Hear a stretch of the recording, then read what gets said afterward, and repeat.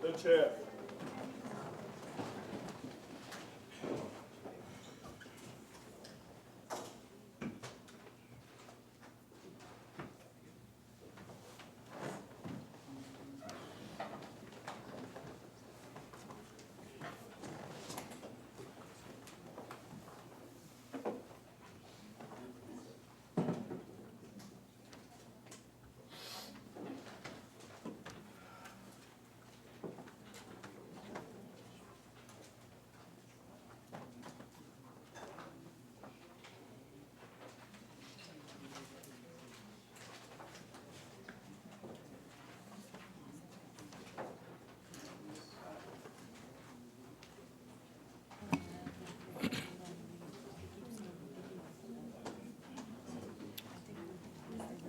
Good morning. Day 2 of Standing Finance, Thursday, October 11th, 2018. The meeting of the Standing Finance Committee will resume.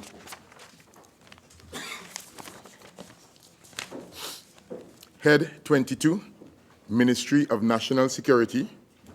Head 22, Ministry of National Security, $2,794,178,200. I will now invite the Minister of National Security to make a brief opening statement for a maximum of 5 minutes. Proceed, Mr. Minister. Thank you very much, Mr. Chair. Mr. Chair, as the country knows, the Ministry of National Security carries the responsibility for the, broadly speaking, the safety and security of persons in Trinidad and Tobago, and importantly, our citizens of Trinidad and Tobago.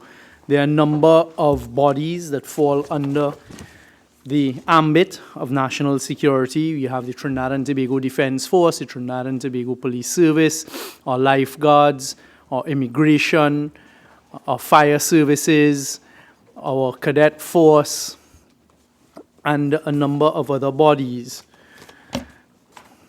The Probation Services Division, the ODPM, Office of Disaster Preparedness and Management, and another number of other bodies, including law enforcement agencies, the SSA and others. The Ministry of National Security has received the second largest allocation under the budget, and it is the intention of national security to bring the bodies closer together and working closer together, knowing what is going on with each other, especially with respect to the sharing of intelligence, to try and create a more effective environment in fighting the scourge of crime. I'd like to take this opportunity to thank my predecessor, retired Major General Edmund Dillon, who did yeoman service and set a great foundation there for me to try and fill his shoes. And I thank all of the heads of the various agencies and arms of national security for their full support and for their energy in working together to provide a more safe and secure environment in Trinidad and Tobago. And last but not least, all of the public servants who fall within the apparatus of national security for their full support and hard work and dedication. Thank you very much. I'd like at this time to welcome the senior executives of national security. Welcome to Standing Finance Committee. Honorable members, the question is that the sum of $2,794,178,200 for Head 22, Ministry of National Security, stand part of the schedule. Honorable members, the sum of $2,794,178,200 for Head 22, Ministry of National Security, is comprised of monies proposed for expenditure under 6 subheads to be found in the draft estimates of recurrent expenditure and the draft estimates of development program. We now proceed to consider the draft estimates of recurrent expenditure. Subhead 01, personal expenditure, page 121 in the recurrent expenditure booklet. Item 001, general administration, page 121. Item 002, fire service, page 121 and page 122. Item 004, prison service, page 122. I'll recognize Naparima. 004, prison services, salaries and cost of living allowance.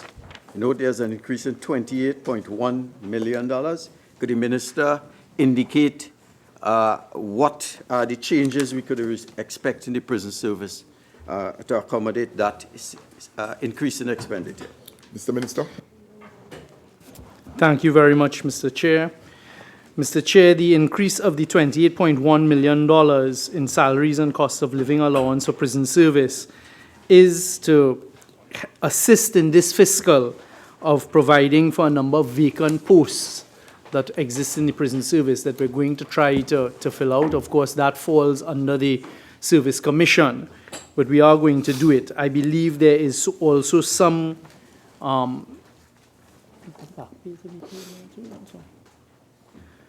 so really what it is for us to be able to fill some of the vacant posts under the permanency of the prison service. Minister, could you tell us the present establishment of the prison service and the increase you were speaking about?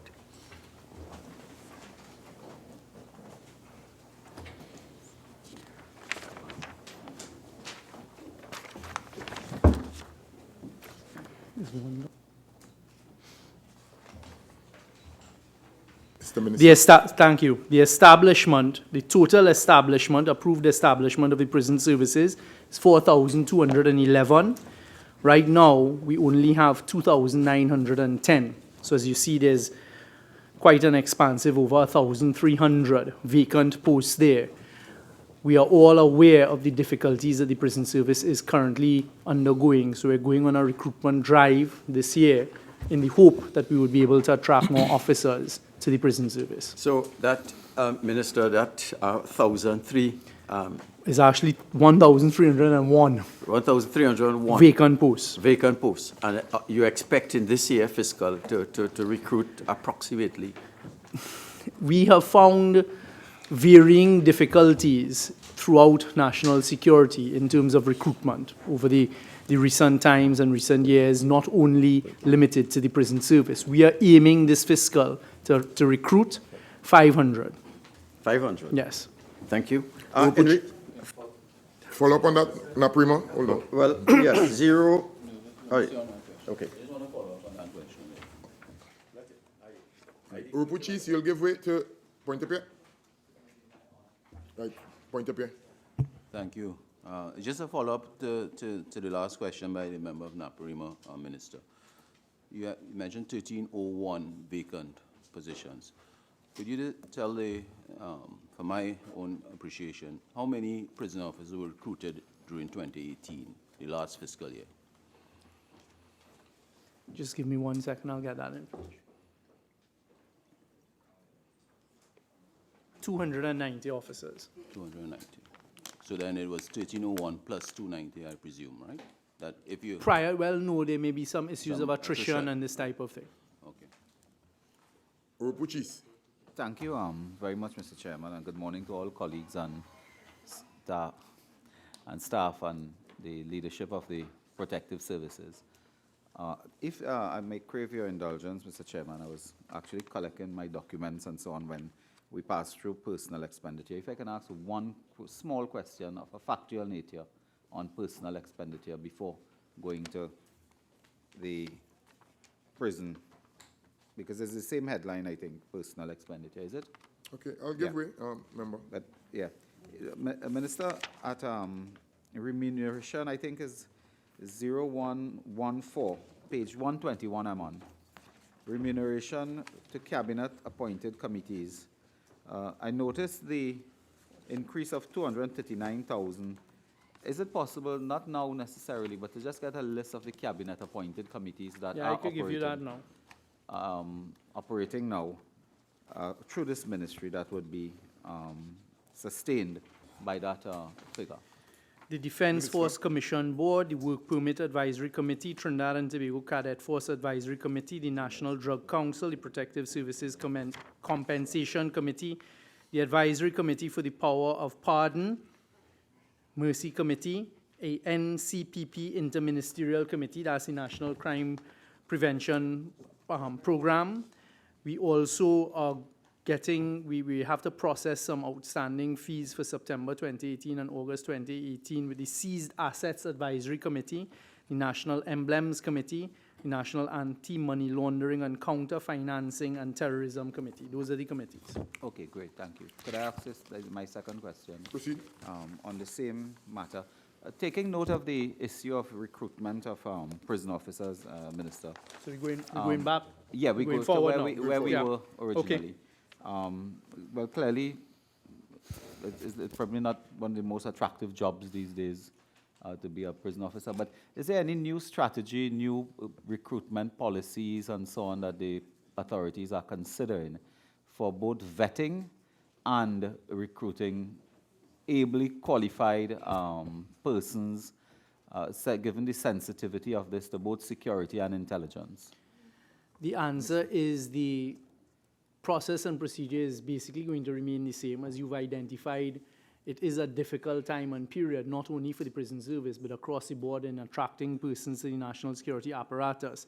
We will be utilizing the social media more for the advertising, etc. The vetting, we are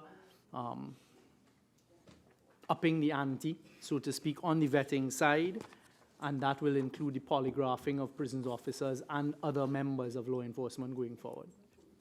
Couva South. Thank you, Mr. Chairman. Some of the issues have been raised by my colleagues, but Minister, you indicated that there are 1,300 vacant posts currently existing. At some point in time, would you care to probably furnish us with the information in terms of the different levels that this 1,300 vacancies consist of? The Commissioner of Prisons, 1 vacancy. Deputy Commissioner of Prisons, 1 vacancy. Assistant Commissioner of Prisons, 1 vacancy.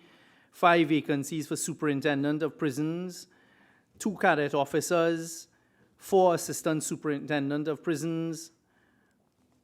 14 prison supervisors. 12 prison welfare officer 1s. 161 prison officer 2s. 1,079 prison officer 1s. And 21 prison service drivers. Thank you. I recognize Shigonas West. Thank you, Mr. Chairman.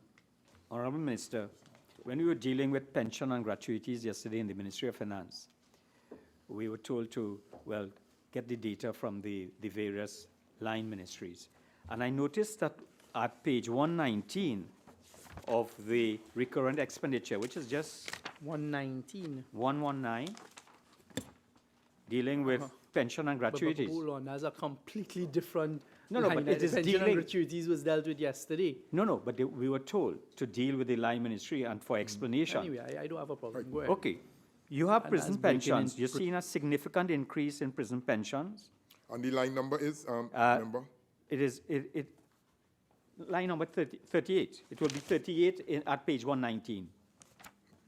Prison pensions and prison gratuities. Yeah. You got it? Yeah. Yes, so, Significant Yeah. increase of 2.9 no, million. but what it is that you have an increase over a period of time. So it means that also that you have a pension and gratuity with an aging workforce. Well, And go on. And in the context of your lack of recruitment, or are you increasing your recruitment to deal with this significant, I would say, increase in pension and gratuities for the establishment? Okay, first of all, I'd like to say that the increase for the prisons pensions in this fiscal is only 2.9 million, $3 million approximately. As you would be aware, one of the gifts that was handed to the country on the way out of the last administration was the back pay issue. As you would be aware, Honourable Member, the back pay issue means an increase in your remuneration. So immediately with any increase in remuneration of any public service officers, you would also be aware the formulas that are utilized for the calculation of pensions mean that you now have to increase. So what these increases over time would be is a combination of things. One, catering for the various increases, because it's when you leave the service, whatever your last salary would have been. So when that increases, obviously the pension amounts increase. And then two, there would be more recruitment over a period of time, even though when we're looking at the prison service here, we see 1,301 vacant posts, but that does not cater for who may have come and who may have left during the fiscal year, etc., and persons who have crossed the period of time for qualification of pension. So it's all of those various elements that go into the increases in pensions and gratuities over a period of time to make sure it's properly funded, so when people become eligible for their pensions and gratuities, there's sufficient funds there to dip into to get it. Naprima, still have a question? Yes, I do. Proceed. Thank you. Item 03, Where are we now? 00403, overtime. Okay, so Page we're going 122. forward again now. Yeah, well, I was there before. I know, but your friend took me backwards. Where, on which page? On Sorry. page 122, 00403. Yes, overtime. Right. I take it that the overtime, the significant overtime, is a result of the fact that you have 1,300 short. Amongst yes. other things. Yes. Right. In fiscal 2018, the estimate was 60 million, but you only spent $48 million. Correct. If the intent is to recruit 500 in this year, in this fiscal year, then why it is, and presumably that should reduce the need for overtime, why is there an increase of $2 million? Well, Minister? thank you. As you would have quite correctly pointed out, you would have seen in the last fiscal, even though 60 million was budgeted, only 48 million was utilized. So one can never predict with any degree of complete certainty what is going to happen over the next fiscal. So I'm hoping that next year when we're back here, you would point out the same thing, that even though you were estimated at 50 million, which was an increase of 2 million over what was spent, not over what was budgeted, we've reduced that even more through, as you said, the process of recruitment, but also as well the reduction in overtime. Because as you know, overtime takes place for a number of reasons. So I am hoping over the period of time there is going to be a reduction in overtime, but if not, you plan for the worst, and that is the figure we were allocated. Point up here. And so going back to the Naprima's question on overtime, but I want to put it a different way. Given that your complement of staff is over 4,000. 2,900 is But the you current amount of staff. Yeah, but your Establishment is establishment is 4,200. something. You're short 1,301. Correct.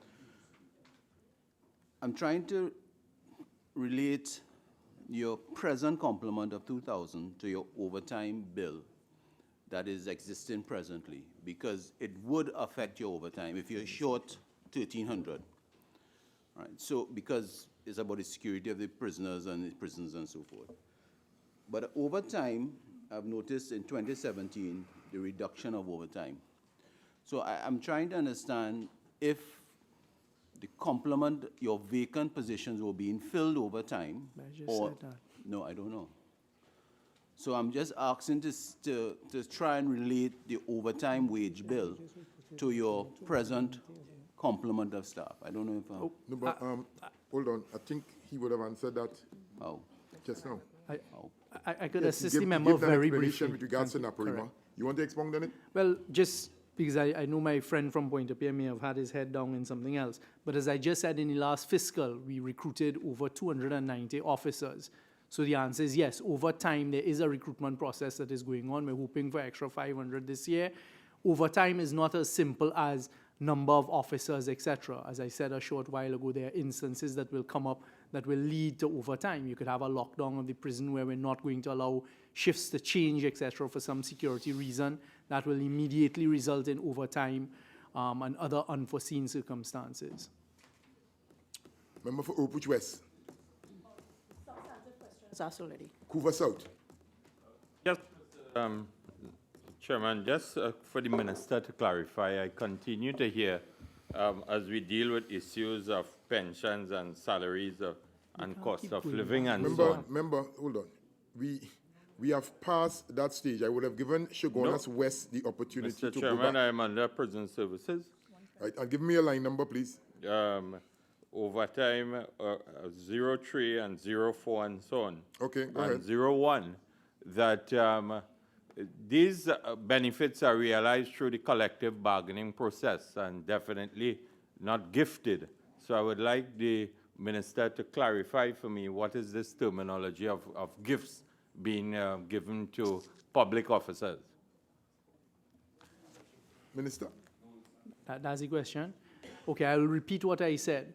On the way out of the last administration, they gifted to the taxpayers of Trinidad and Tobago a back pay lump sum payment of almost $6 billion, over $5 billion Mr. Chairman, could the to be minister paid. tell us the line item that he's alluding I'm to? responding to your question. You Listen, wanted to know about the gift. Hold on. I can You clarify. referred to the statement he made. He's clarifying it now. That says the collective bargaining process outlined by the labor laws of this country. I'm Is that a very gift in the constitution of this country? So Well, that- the minister will be able to answer accordingly. Go ahead. Thank you. As my friend may know, because I haven't seen many judgments at the industrial court with his name on it in terms of practice, a collective bargaining process which results or should result in a collective agreement when it comes to public servants is supposed to, if it is done correctly, be approved by the cabinet or by a cabinet subcommittee called the Human Advisory Committee. So I don't know if this is an admission by my friend on the other side that did not happen between 2010 and 2015. But for the public of Trinidad and Tobago, that is what is supposed to happen. The CPO, the Chief Personnel Officer, is the person who interacts, her and her department, with the various arms of the public service when it comes to negotiation of collective agreements.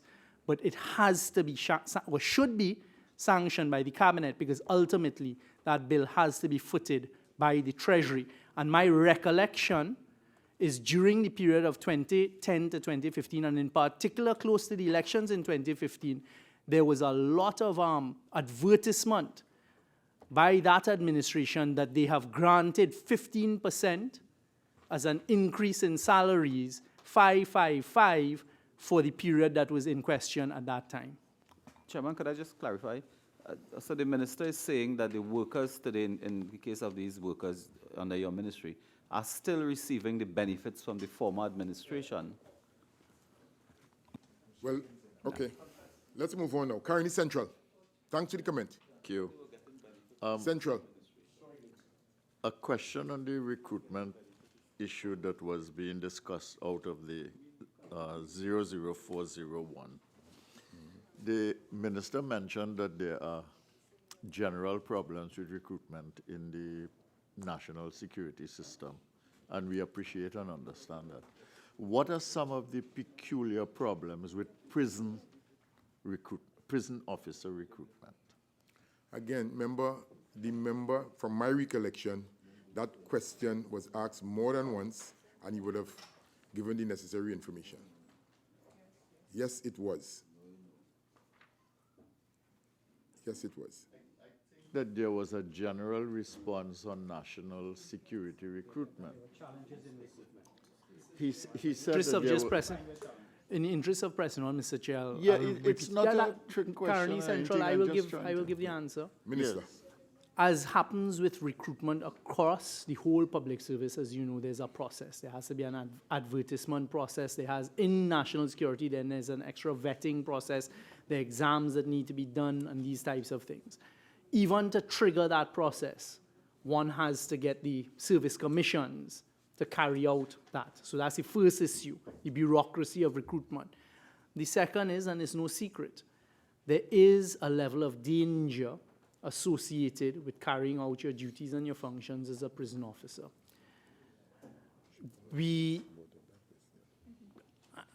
That's just it. So you have to, first of all, have a cadre of people who are willing to enter the prison service knowing that within recent times, and this is not, when I say recent, it's not within the last few months, the last few years, but for quite a while now, there is a danger associated with carrying out the duties of a prison officer. So by definition, you're going to have a limited number of personnel who are willing to recruit themselves in. Yeah, the reason I asked the question is because I think that there is a general sense, I mean, nobody knows for sure, that part of the endangerment process for prison officers is the fact that depending on how they conduct themselves with prisoners inside, they are liable to exposure outside as citizens.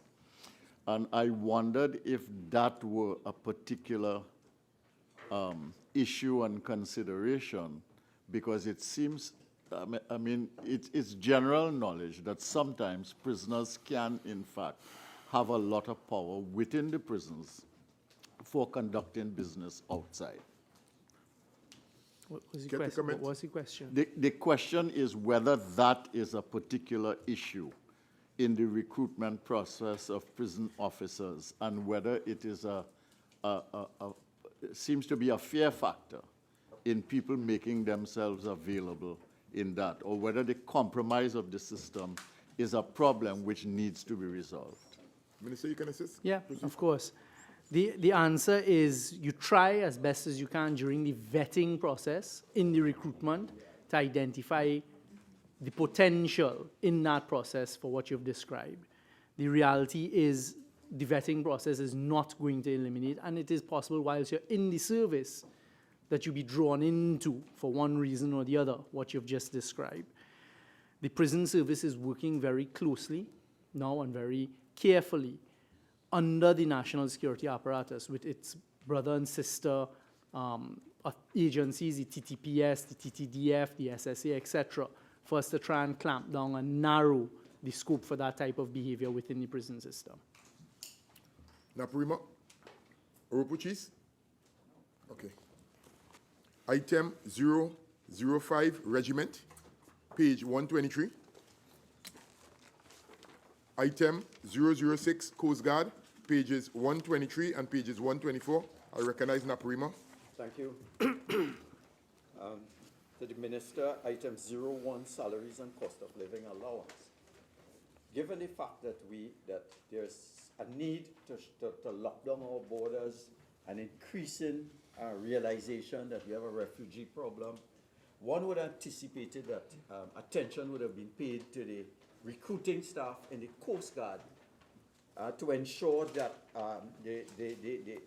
we have a service that is operational and can deal with the issues that we face. We're purchasing new vessels in the Coast Guard. And in that context, I'm asking, why did we not budget for an increase for the new staff to be trained in Australia and whatnot? And instead, there's a decrease.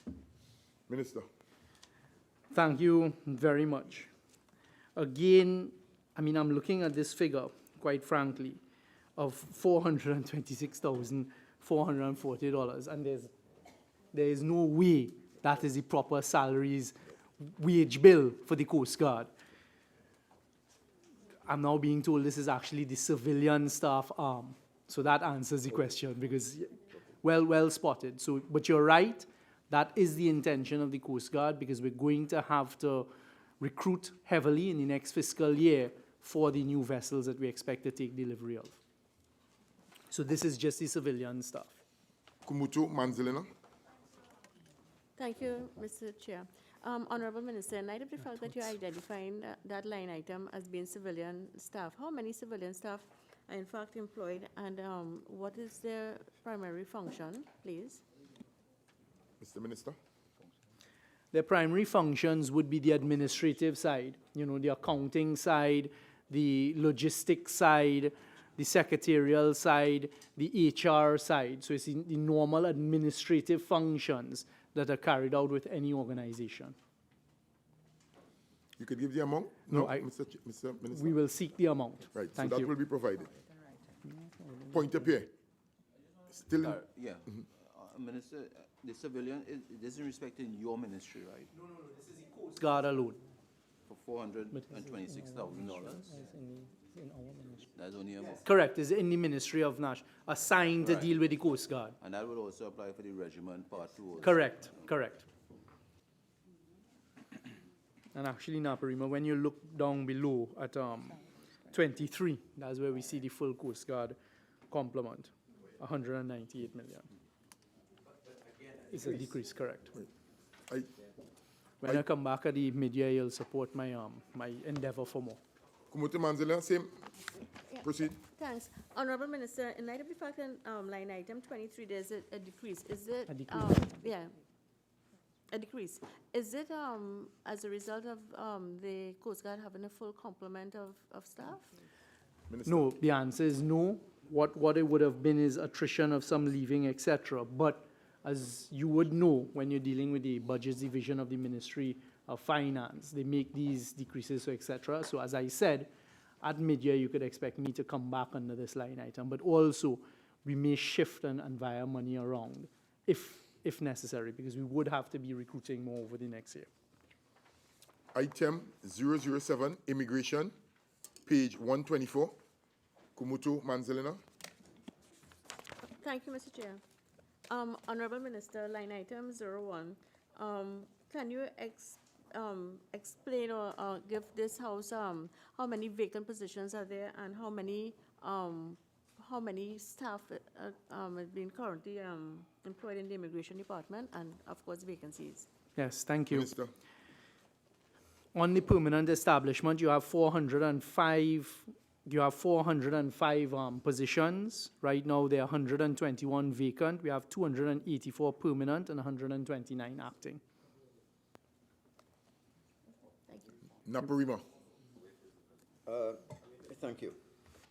Over time, a decrease of $2.5 million. Given the fact that increasingly immigration is a crisis, we have a refugee crisis, we have trans-border movement of drugs and whatnot, we have planes arriving and sometimes immigration officers are not there. Could the minister explain the $2.5 million decrease in the overtime, given that it will take some time before the recruitment kicks in? I didn't specifically refer to recruitment under immigration, but you're right, there will be some recruitment process taking place. What this is I'm hoping, is a reflection of a more efficient immigration service. And as you keep repeating that there's a crisis with refugees, as there is no current crisis with refugees, we do have a situation where there has been an increase in persons seeking refugee status. And that is something that we are currently addressing. You also referred to, on occasion, seeing, and I believe you mean the immigration hall, the incoming hall at Piarco, being full with passengers waiting to be processed by immigration. On many of those instances, as soon as we get word of it and look into it, they are actually fully manned, the cubicles, and all are actually manned. And what has happened is, for one reason or another, a flight has been delayed, and it's been a culmination of more flights arriving than were expected, etc. And we do our best to process it during that period of time. And certainly under this administration, as far as I'm aware, and certainly since I've been in the chair, any time there has been an instance of that and we contact the chief immigration officer, herself and her staff move very quickly and expeditiously to make sure each one of those cubicle booths is fully and properly manned. Minister, you indicated that there's no refugee crisis. The chief immigration officer, I think, said that there are approximately 200 people appearing on our shores weekly. And I got this sense from listening to that on theater, it was a joint select committee. I got this sense that the immigration department was not up to the task of the and like all countries, Colombia has the same problem, Brazil has the same problem, overwhelmed by this thing. I think all of us, and this is anecdotal evidence, all of us are in San Fernando, we are aware of this, a presence of a large number of people who we recognize are not citizens. Is it that the number of immigration officers are not adequate to the task? And do we have to increase, and I'm dealing here with salaries, 01, do we have to man up to the responsibility lest we be overwhelmed? I heard 40,000 Venezuelans. Somebody said, I heard from the UN, my friends in the UN, that it could be more like 60,000. So the question is, are we dealing with that issue from a human resource standpoint? The answer is yes. The answer is, let's deal with it sequentially. Certainly in my travels, and in particular within recent times, there have been occasions when I fly into, for example, JFK, Houston, Gatwick, that I've spent over an hour in the line waiting, so it is not something that is peculiar to Trinidad and Tobago. The answer is there is an increased influx of non-citizens into Trinidad and Tobago. This is not only an issue for immigration, it also deals with customs and excise. We need the TTPS there to perform, ensuring safety and security on some of the other ports of entry into Trinidad and Tobago. So when you're referring to San Fernando, I assume you're referring to the King's Wharf area and other areas down there. It is something that we are discussing. I would not say for a moment that our immigration department is not up to the task of performing the duties. As you identified in other countries like Colombia, we see the photographs, we see what is happening on the borders with Colombia, even Guyana, and some of these areas. So it is something we're aware of. We're working along with immigration. We're trying to introduce more use of technology to ensure that it all feeds back into the main server system, etc. So we are working on it, and at this stage, it isn't a crisis. The $40,000 figure is the official figure from the UN as to the number of Venezuelans who are in Trinidad and Tobago in that immigration status. It may be more, it may be less. Central. Yes. Follow up on the immigration issue. Besides the arrangements we have under CARICOM for the movement of skills and so on, are there any other clear policy framework issues that guide immigration in relation to the process of immigration, especially given the situation with Venezuela? Okay, that is a very broad question. So, and you then try to narrow it down to Venezuela. So is it that you're asking specifically about Venezuela, or you're asking in general, what is the government's immigration policy? Well, I think it finds pointedness with the Venezuela situation, yes. So again, we don't have our heads buried in the sand with respect to Venezuela. We are looking very closely at it. We're in constant conversation with the Venezuelan authorities as well. There are a number of Venezuelans who we've picked up for finding that they've overstayed the length of time that they're allowed to be here. The current government policy is you're not required to have a visa to enter Trinidad and Tobago from Venezuela. You're allowed 90 days here, and then you're supposed to go back.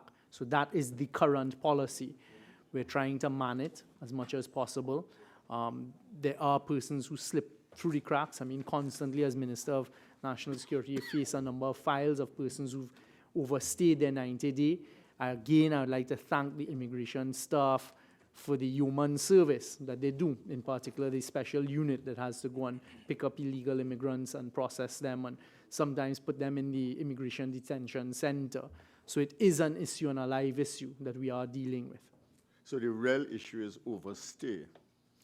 I think it's a combination, Yeah, because because you have overstays, 90 if you days, come in you can legally, come in for 19 days. there are persons who are coming in illegally via unauthorized ports of entry. In Cedros, for instance, we have the way that the immigration and security system is set up. You have Coast Guard, you have police, you have Customs. customs, everything there, etc. I mean, has anything changed in the way they operate in that part of the country, given how Proximity. the situation is emerging now? We intend to put more resources down in Citrus, because that is a very live port of entry, and you're finding persons, and a lot of them just come for day trade to get stuff and to go back, etc. But it is an area that we have to allocate more resources to, and we're looking at. Manzilina. Mr. Chair, Honorable Minister, you had indicated on line item 01 that there were 121 vacant positions. I believe that was how much you had indicated. How soon No, but that's just a will your ministry be taking action to put out, to fill these positions? Minister. the permanent secretary at the ministry, permanent secretaries at the ministry have been meeting with the service commissions to try and get them to assist us in filling these vacancies across the board. Item 008, Probation Service, page 125. Recognize Kumutu Manzilina.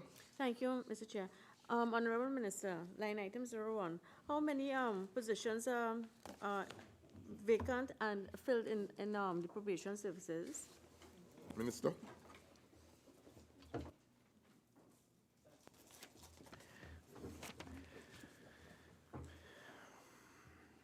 All right, recently, we took a note to cabinet where we increased the complement of probation officers.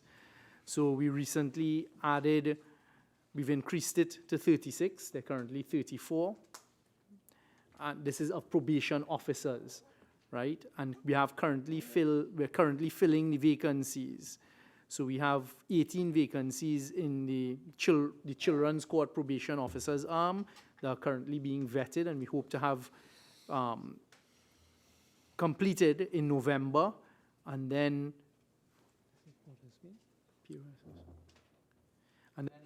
another 18 probation officers, which are being addressed by the Service Commission. Do we require any other positions besides the officers? Currently, no. Currently, we think the administrative staff can handle it. Okay, thanks. Item number 009, Forensic Science Center, page 125. I recognize Naparima and then Chagonas West. Thank you. Yep, 01. The Forensic Science Center admittedly is not up to the challenge. I'm not saying this reflects on the people who are working there. Could be an issue of infrastructure, processes, etc. I think all of us admit there's a problem. However, in 2018, there was 7.9 million estimated, and only 5.9 spent. Now, why would you have money available and there's a crisis into personnel and whatnot, and you do not spend what you have? Minister. I can tell my friend and he's going to be utilizing the word crisis throughout the day. There's no crisis as far as we're concerned, but as you are aware, there has been a difficulty for many years, decades in fact, of recruiting pathologists to the Forensic Science Center. And this is where a large bulk of that would have come in. So you would recall that last year, Dr. Alexandrov left, so immediately that created a vacancy. What I can tell you is we have gone to the UNDP. They have a recruitment program. We have engaged them. We've told them we need to get 3 qualified pathologists, and they're assisting us with that. So I'm happy for the extra almost $1.5 million, because I hope in the next fiscal to build out the pathology complement at forensics. Could the minister tell us how many pathologists we have on staff? 2. And how many we require? Because the same Russian Alexandrov said that there's a deficiency in terms of pathologists not being there at the site of a crime, a murder scene. So therefore, the witness, they could pick up things that would help in solving crime, and that is not the policy, although it is abroad enforcement. So the question is, how many, and you said we needed 3. The establishment provides for 4. We currently have 2. All right, we have Dr. Boris in Tobago. We have Dr. Hubert Devines, Huvon Devines in Trinidad. We've gone and asked for 3, and I'm hoping that we get the 3. Yeah. Minister, could you tell us how many we really need? There must be some clinical analysis. To have a first world crime fighting capability, we need their best practices, and we need 1 per 100,000 population and whatnot. These numbers, how are these numbers determined that we need 3, for example? Well, I actually said that the current establishment provides for 4. All right, so the current establishment recognizes that we need 4. Trinidad has a population of 1.3 million. So when you're dealing with you keep using terminology, first world countries, you're dealing with hundreds of millions of persons. What you do is you look at a town that may be the equivalent of 1 million persons, a town in the United States, and they don't usually have over a complement of 4 to 6 in those circumstances. I take your point. It is something we will look at. We're struggling to even fill the 4 established positions. Certainly, I would like more, and we will take a look at it. And a final question. Okay. If we have a problem of recruitment, and it is a job which no one likes, No, I of didn't course, say of people course. like it. So we have to incentivize it, recognizing the realities of the problem we face. Because we'll be continue coming up and recruiting people from abroad. What do you suggest for the incentivizing? Salaries, increase in salaries, increase in terms I of will recruit you. I will recruit you in my support for an increase in Shigonas salaries West. towards forensic Thanks, science Mr. center. Minister. Shigonas West. Mr. Chairman, a lot of what I was going to ask with respect to the complement of pathologists was asked by my colleague and answered. However, in the context of incentivizing, we have a national scholarship program, and that therefore there ought to be alignment between the needs of developmental needs of this country with the scholarship program. So I want to suggest that. My friend for Shogunas West, you'll be happy to know that one of the first things we did as an administration under the guidance of the Ministry of Planning and Development, along with education, is look at exactly that. We looked at what the needs of the country, not only here are, but across the board. And one of the areas that we felt we needed to offer the scholarships for and the support to get persons to study is in pathology under forensic science. And we have, in fact, offered the scholarships. We've teamed up with, for example, the UK and other countries to ensure in their offering of scholarships to our nationals, this is one of the items, and we are trying that. Thank you very much. Carney East. Thank you, Chair. Honorable Minister, could you just give us some understanding of, one, the accreditation of the Forensic Science Center? You know, we have been trying to accredit that for a long time, and the Prime Minister, when he went to Jamaica, he said he saw something there which he likes. Could you give us an appreciation of that? Yes. Secondly, the issue of the DNA for the storing of DNA for security services in the country, that was something that was passed in the bill. And whether you have completed the storage of all security officers within the forensic lab. And third, Of security officers. the DNA. You scare me there, man. The DNA. And the third one is the infrastructure at the Forensic Science Center is, well, is dilapidated. Could you comment on these three? Now, please? again, member, we have not identified any line item, Yes, but I think in 09, terms of 009, information, sorry. I will give the minister the opportunity to respond. Go ahead. Thank you very 009 much. is a line item. Now is an opportune time to remind my friends in the House, as well as the population of Trinidad and Tobago, we have actually secured gratis funding from the Chinese for the construction of a new DNA center. That project, DNA and Forensic Center, is being done in 2 phases. So that is actually going to be the breaking of ground very soon after this budget. So that will take care of the last thing that you raised. So we are going to be constructing state-of-the-art Forensic Science Center, as well as, it's going to be like a L, the DNA side for storage and for all of the work associated with the DNA. Completion When- time? What would be the Completion to be in 2020, I believe, or towards the end of 2019. I'm pushing to try and get it done by the last quarter of 2019. When you spoke about accreditation, there is not currently an accreditation problem in Trinidad and Tobago and the use of what goes on at the Forensic Science Center for evidential purposes in our local courts. Where the accreditation issue comes in is if the evidence in Trinidad and Tobago has to be utilized in foreign courts. So it is something that we're looking at, and we're working with different agencies, both, I believe, in the United Kingdom as well as the United States, for that accreditation. And what the Prime Minister had seen was actually at UE, when we had gone on his visit to Jamaica, and he had seen these state-of-the-art facilities built in UE by the Chinese, and that is what triggered the conversation with the Chinese, and we've managed to negotiate and agree for that. I can't remember, what was the second issue you had raised? Well, Storage, DNA? Okay, well, I've answered the storage, not of the security officers. But there was a problem with the storage of DNA and mold, etc., and we have worked towards the resolution of that. But meanwhile, is there going to be any attempt to at least alleviate the plight of the forensic pathologists in the But that's now a conduct different of question. the infrastructure? It's still posing a problem, and you can't let them continue to work under those conditions. I intend after the budget to go and visit myself. That is what I've been doing. I want to go and see for myself on the ground and see what exists. When I do that visit, I will then see what we can do. May I be permitted last question, Chair? Honorable Minister, there are at least three more qualified pathologists in Trinidad who have tremendous experience in forensic pathology as well. Yeah. They might not be accredited as forensic pathologists because there's a specialist qualification for that. Is there any attempt to bring them on board while you're waiting for these two other people? They are very, very well qualified, and like Dr. Daisley and one or two others. We have tried, as you are aware, and I remember my predecessor talking about it previously.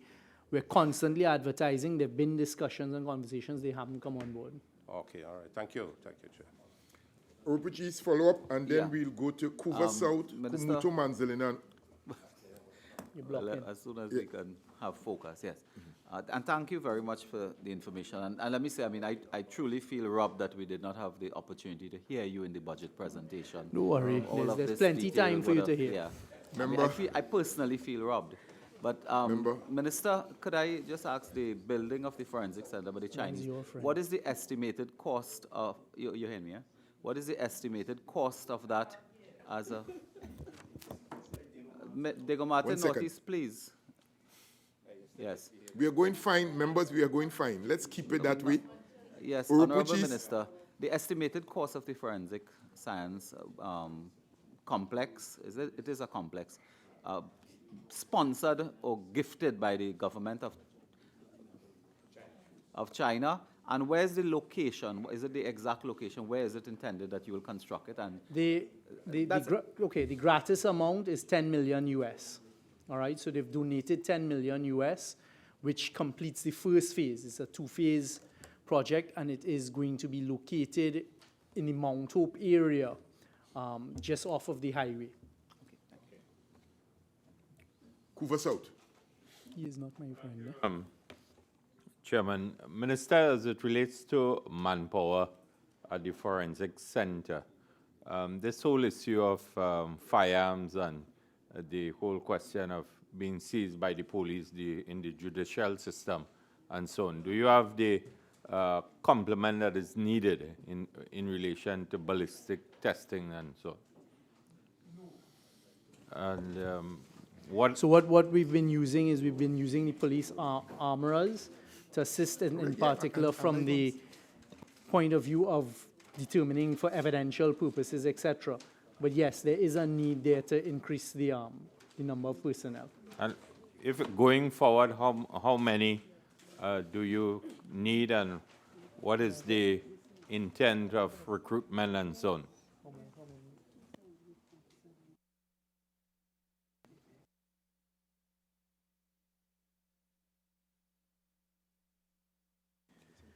We actually have the full complement. So what we have to of scientific officers and firearm technicians. All right, but it is something we need to look at in terms of increasing the complement. Kumuto Manzilina, you still have a question? No, not in this one. And Urupuch West, you have? Proceed. Thank you, Mr. Chair. Honorable Minister, with respect to the criminal division, criminal courts, when a ballistic report has to be tendered in court, it takes an inordinate amount of time for these reports to be submitted. Is there any way in which these things can be resolved, or you have to hire more technicians and so? What really caused all these inordinate delays? Because sometimes you have to wait over a year to get a report, and then, of course, the matters keep adjourning. Thank you very much. I will raise that with the director of the Forensic Science Center. I smile because I'm sure we can ask your friend to your right. It is something you face, for example, in civil courts with doctors. You're always waiting on doctors' reports. It is how they prioritize the time and how they find the time to sit down and do the reports, etc. we will look at the use of more technology, for example, maybe adding some business operators to do the addition of typing, etc. But it is something I will raise with them. Item 012, lifeguard service, page 126. I recognize Shogunas East, Shogunas West. East. Oh, it's East and West. Okay. Go first. Shogunas West and then Thank you, Shogunas Mr. East. Chairman. I just raising something that I had raised in the previous budget, Finance Committee level. In my interaction with the lifeguards at various stations throughout Trinidad, you find that they feel that when they were in the Ministry of Tourism, they were better located. And therefore, when they are located in national security, they come like the bastard child. So I want to just say, Minister, please, given the whilst you are very close, you're not able at this point in time to do portfolio allocation in terms of gazetting lifeguard away from you. I want to suggest that you pay special attention to the lifeguard service. All right. I agree with you. Traditionally, the lifeguards feel hard done by. They were one of the first bodies that I've met with coming in. I've met with them. I've told them that they are going to get prioritization in the Ministry of National Security going forward. I've told them that the reason that they are there is because they are an important element in the provision of safety and security. Because once you're on nation's beaches, you need to be safe and you need to be secure. And that is provided by the lifeguards should you get into difficulty there. One of the battles I had at the Ministry of Planning in the whole PSIP planning, etc., was to ensure that the lifeguards got what they had asked for. They didn't quite get the amount. But I've told them that we are going to focus on getting them some of the equipment that would make their jobs a little safer and a little easier. So I am giving them the attention. Thank you. Shogunas East. Chairman, Honorable Minister, line item 01, there's an increase in the salaries and COLA of 170,000. And the explanation is that this is to provide for vacant posts with the incumbents. But might you be able to tell us what is your present complement and how many vacant posts this is to cater for? And I have a subsequent question after. Minister? Yeah, if I could remember, it was in the 30s. I think it was 33 positions or 39 throughout. We only have about 27 filled, and there is an attrition process taking place there, and we are losing some of the lifeguards because for some of the reasons identified by Shogunas West, they move on and come out of the career. So I have spoken to them and the union, NUGFW, you'll remember Comrade Lambert, and we are putting some emphasis and focus on it. Okay. Line item 29, overtime. When you fill posts and vacancies, it is a corollary, as a matter of fact, that the overtime might go down. But this 660, I heard you coming down on the radio. Is it to prepare in the event of? In the event of? Of extenuating circumstances or additional duties and so on? Well, I actually, when I was going through the line items, thanked my colleague, the Minister of Finance, because obviously him and his staff heard our cry, and you'd see that they've given the lifeguard service an increase of 3.1 million under salaries and under this heading.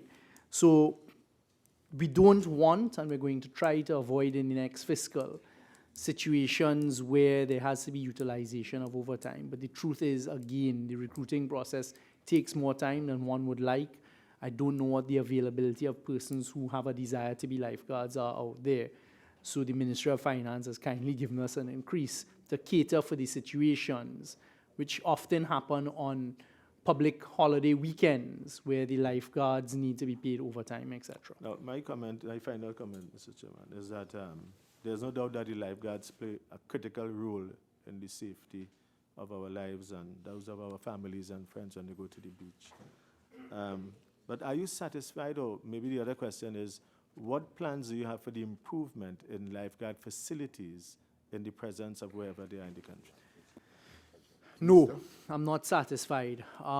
As you know, one of the difficulties you face constantly in the public service is the maintenance of facilities. I have again promised the lifeguards that I will tour the facilities with them once the budget is over. But just from my common knowledge and the elements that the lifeguard facilities face by definition, being on the seashore, etc., they are not, there is some extra maintenance to be done. What I was actually surprised to hear, and they had one of the officers there at the meeting, is there is actually a maintenance section of the lifeguard services, and there are vacancies there, and they are begging to be able to go and do the work that they're tasked with doing. So that is one of the ways I intend to get it done. Couvernot.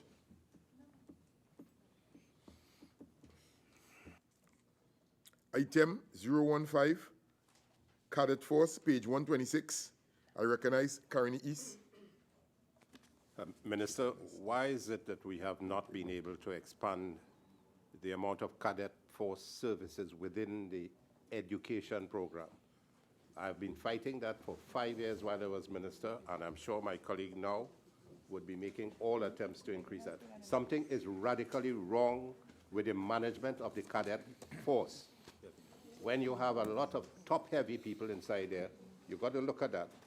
And it is not trickling down. And a lot of money being spent on paying cadet at the highest level. All your generals and everybody, I know they're here, they're listening to me, but it has been a failure to put them in the schools. And Member for could you give us some Carney comment? East, you're pushing at an open door. In fact, two areas that my personal belief we should increase in the school system are the use of the scouts and the use of the cadets. Agreed. I'm happy to report to you that they have actually increased in the last fiscal, and we're now covering the cadet force. We have them in 75 schools. Very good. Does it need to increase? The answer is yes. Will we focus on it? The answer is yes, but I agree with you completely. 125 schools. Shogunas East. And the Boy Scouts, anything, as you... I agree. Shogunas East. Yeah. Honorable Minister, in a sense, following up from that question, Again, the lower end of the chamber. Members at the lower end, please, let's listen in. Members at the lower end. Shogunas East. in a sense, following up on the cadet force question in schools, I recall in my days at Presentation in San Fernando, there was a boy who joined the cadet force, and this is the question I'm going to raise. And he eventually rose to the very highest ranks in the Trinidad and Tobago Regiment. Now, the cadet force in schools it seems as though it's an extracurricular or co-curricular. It is treated like that. But do you have any intentions of creating the Cadet Force Academy that will see these young boys in the schools, and it's mostly boys, who will be able to articulate further on in the profession as opposed to only CSEC? Do you have any plans for those? The answer is the structure does exist, right? So I agree with you. For example, when I was in school some moons ago, it was a choice. Do I join the Scouts or the Cadets? I was attracted to the Cadets. I ended up in the Scouts, which is something I don't regret. But you very often see what you've just described, which is persons who get involved in the Cadet Force go on to find a career in the Trinidad and Tobago Defense Force or the Police Force, even the Fire Services, etc. So it is something that should be encouraged and will be encouraged. You also have programs like the CCC and MyLAT and these types of things where you have persons graduating out of those programs and then joining So our armed the question, services. the answer I wanted to get from you is, will you give active consideration to a potential Cadet Force Academy to make sure we articulate? But as you rightly said, the Cadet Force is an extracurricular activity in secondary school. So I don't know if what you're articulating is maybe a plan for like a Sandhurst or No, well, was the one in the US? West Point. West Point. What I was trying to do is to actually ask you whether you will want to give active consideration to not only see it as co-curricular, but something that will be able to give them a qualification within a formal set. And I'll tell you why. It could be discussed with Ministry of Well, if you Education. say that. Naprimo, you still have a question? 01. Again, it's a pity the minister didn't speak in the budget because I'm sure he would have taken the opportunity to articulate why. The talk about it is a priority, the cadet force, and you enumerated the 70 that has increased. But at the same time, $970,000 was estimated in 2018, allocated, but only 730,000 spent. So it seems to me that we talk, and I don't want to say there's a crisis with at-risk youth and whatnot, and it is a challenge. We recognize it. We allocate money, but then we do not spend. Could the minister So what's the explain question? why? Why they didn't use the full amount? Yes. When you look in the explanation, you'll actually see it includes now a provision for vacant posts with incumbents. So once again, we found ourselves, because this is the establishment in the ministry appointed to deal with the cadet force. So once again, it's the service commissions are not being able to recruit persons into the permanent posts. So your point is taken. Shugona cease. That's a final question on cadet force. The line item 04, an increase of 670,000 plus. What do you intend to do with that? Is it to fill the vacant positions? If so, how many positions? Or if you intend to create new ones? Minister? At this stage, there is no intention to create the new ones because we have vacant posts. So yes, I would like to fill vacant posts over the next fiscal. Might you be able to say how many of those? 2. Okay. That's a big salary increase. Item number 016, Air Guard, page 127. I recognize Oropuch West first. Thank you, Mr. Chair. Honorable Minister, I'm looking at line 09, rent, lease vehicles and equipment. Services. I Yes. don't think we've reached there as yet. Yeah, not theirs yet, member. We're So I finishing recognize off the Air Guard first. Shugonas West. Thank you, Chair. With respect to the Air Guard, you have item line 23 and 24, salaries and allowances. I'd like to ask how many aircrafts are in the current fleet of the Air Guard, and what is the staff complement associated with the Air Guard currently? Minister. Okay, I could start off by answering the asset fleet of the Air Guard. We currently have the 2 C-26 planes, both of which are working and operational, but as you know, they're quite old and aged. So we have been looking at the options for replacement. We haven't quite reached there as yet, but we continue to maintain those planes and they continue to be utilized in a number of different operations. With respect to the other part of the fleet, that I assume you mean the air fleet, the rotary wings, which are the helicopters. There are 4 helicopters which we transferred to National Helicopter Services Limited because we thought that the charges that we were incurring from the foreign operators were too high, and we are actually working on getting 3 of those back up in the air to be utilized by 2 of them by the Air Guard and 1 by National Helicopter Services for commercial operations where they could earn money off of it. Carney East? You're good? That's where I asked the question So about the Shugonas East, complement. you okay? Okay. No, the staff complement. Yeah, good. The establishment is 94 for Air Guard officers. This is all other ranks, though. So let me just go through the officers first, right? So the total establishment for officers is 94. We have 55 as a posted strength, so we have 39 vacancies. When it comes to the other ranks within the Air Guard, the total establishment is 398. We actually have 327 posted, and then that means we have 71 vacancies. Follow-up question, Mr. Shugonas Chairman. West. With respect to the 4 helicopters, were those helicopters the helicopters that were bought for the OPVs? Is that those you're talking about? I think it or- was the helicopters that the member for Siparia used to fly to and from Port of Spain, if I No, remember no, correctly. because- one of them was used for that, Silence, yeah, I members. remember that. No, there The is, AWs, the Augusta Westland yeah, helicopters. the Augusta Westland. You remember them? Yeah, I never flown it. the Augusta Westland, Members. A wet Members, bar and a flat Minister screen of TV. Finance. the Naparima, Augusta please. Westland helicopters. Hold on. Yes, I think they were originally Minister, purchased. Minister, hold on.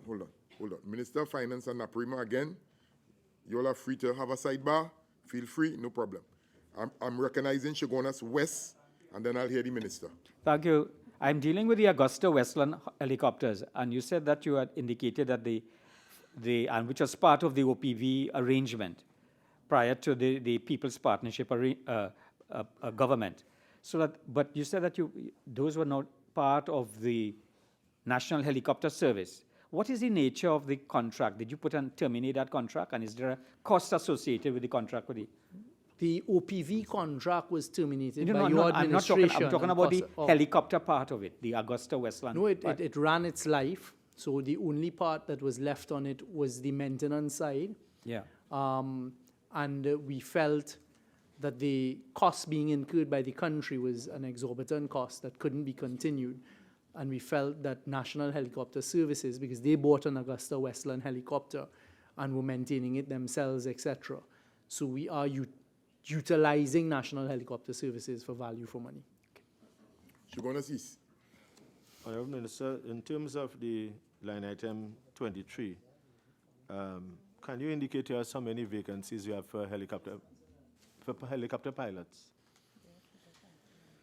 Well, it wasn't that specific. No, specific, it was I not think. that, there was not specific. It wasn't that specific. So you can give the information now. Do you have Mr. that? Minister? I'll have to submit that. Okay, in writing, okay. Good. Right. Point of Peer, you still have a question? Proceed. Thank you, Minister.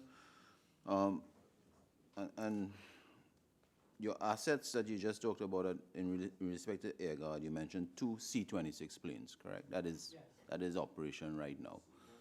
Yeah. And your total present complement of staff at the Air Guard, my numbers, you have 327.55, is 382 thereabout. Right?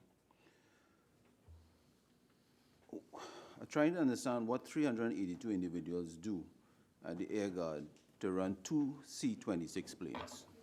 Well, as I had said, we have these 2 C-26 planes. There were also the Augusta Westland helicopters. Which you sent to the National Heli.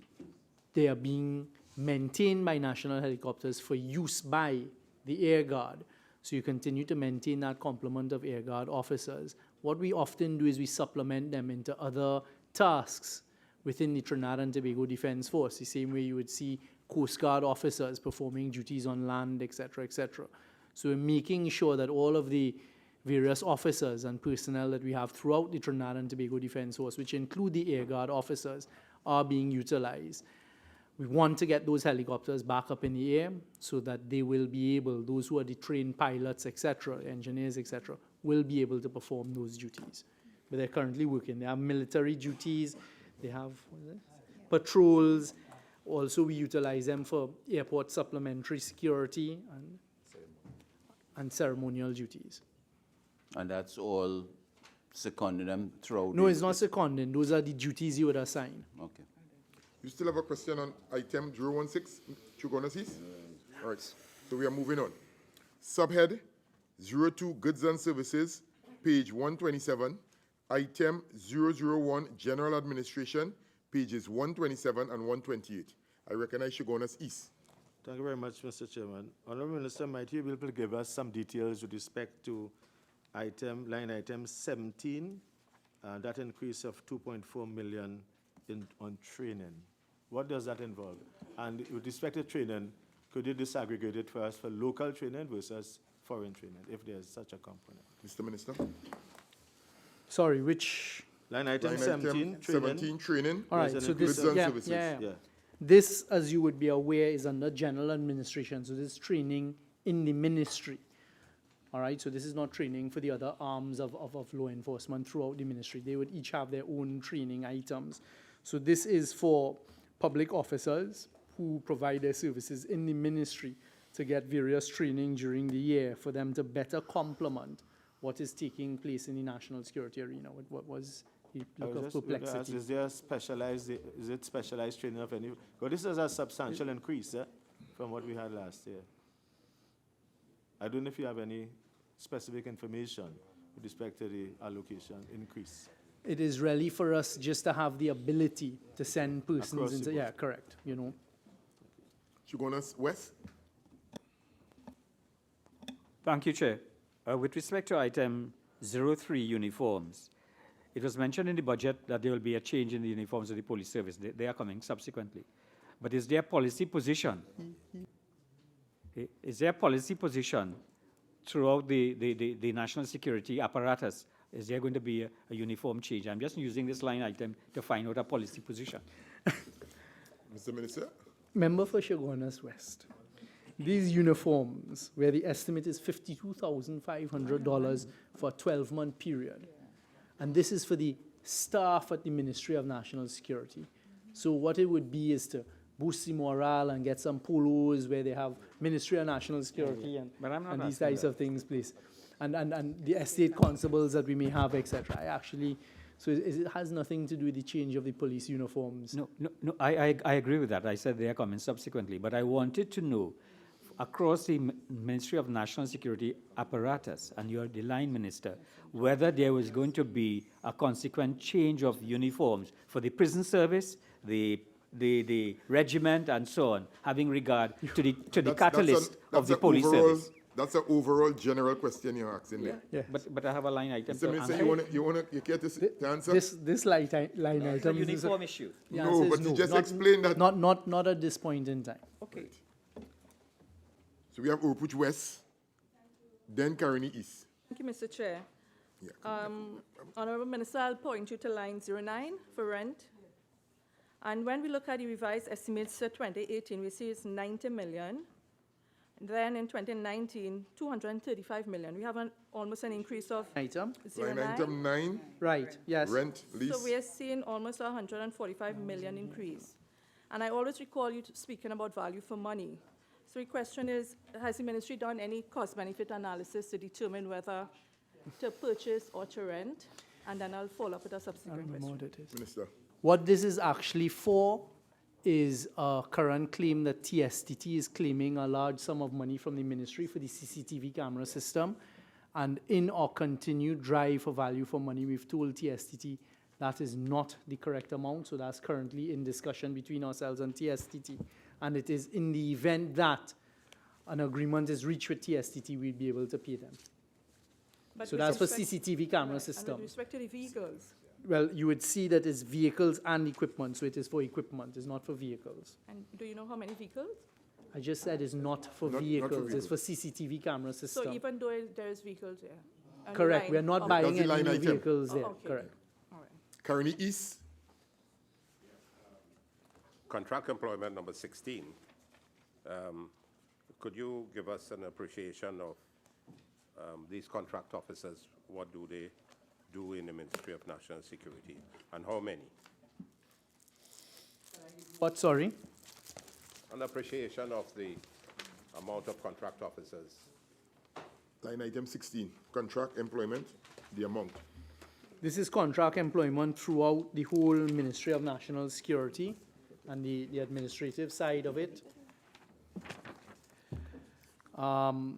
Total number of positions, 1,369. Number filled, 943. Vacant without incumbents, 426. And the various areas within national security. Well, yeah, it's difficult. wide ranging. You'd have some for defense, some for dealing with the police. You'll have some for dealing with the other areas of national security, ODPM, etc. Couva North, No, the question was asked. question was asked. Chaguanas East, still have a question? Point up here. You on the floor? Yeah, thank you, Chair. To Minister, it's in keeping with still under goods and services, just over on page 128, which is still under goods and services, line item 36, extraordinary expenditure. In 2018, it was budgeted 50 million, utilized 67 million, and 2018 is estimated extraordinary to be 70 million. What is extraordinary and what is anticipating in 2019 to be unusual? And what was that money spent on, the 67 million in 2018? Covert operations. Covert operation. So in 2019, you expect an unusual covert operation for an additional 3 million? Yes. Minister? So why is that price keeps it increasing? Is it more covert, or it's costing more to covert, or or the finder's fee is more expensive? I don't know. Member, I think the minister has been clear in his No, I don't think statement, he very did. clear. You care to add anything there, Mr. Minister, again? All right, so we'll go to Caroni Central. I think my question was asked. Shogunas West.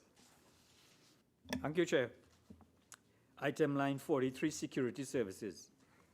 This is internal security services that is contracted out. MTS. Okay, good, thanks.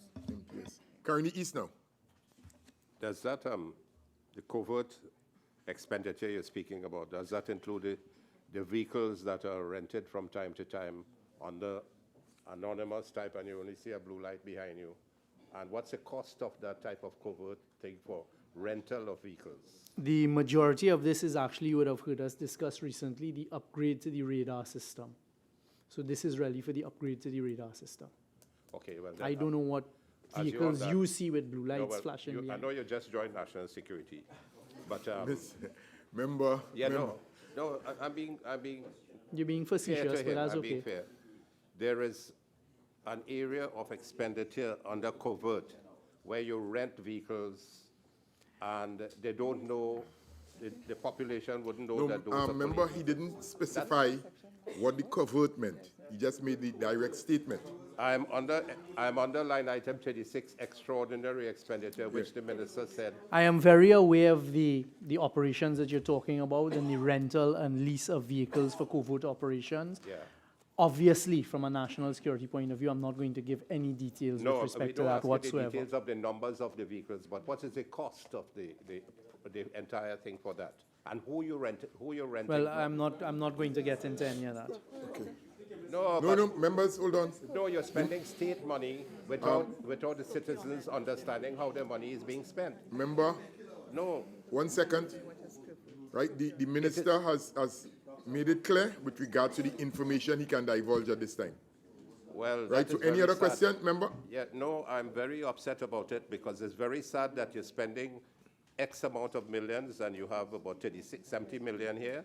No, but I've And you told don't you that know- that 70 million, the vast majority is for the upgrade Of of the the radar. How radar much is system that you all didn't properly maintain No, during no, your time. don't go there. You in Well, I didn't government- want to go there, you but in if you're government pushing, I 3 will. years. You in government 3 years, so don't go Mr. back Chairman, there. I am Don't go objecting. back there. This is a question and answer session, not a debate. This is going on for too long, in my opinion, respectfully, Mr. Chair. I hear you, nice. Members, okay, 1 second. Right, For the radar system improvement and how much money is allocated for the rental of the vehicles. Mr. Minister, can you be specific in terms of giving that information, both on the radar and based on the vehicles? No. Okay, You he's see, if unable we to. had debated and the minister was on the floor. we would Chairman, have this asked is him going questions, on but- too No, long. okay, I understand, Minister of Finance. I just want to be clear on the member's request. Right. Couva South, you have a question? Proceed. Thank you, Chairman. Just under, we're under goods and services. Line item? 09.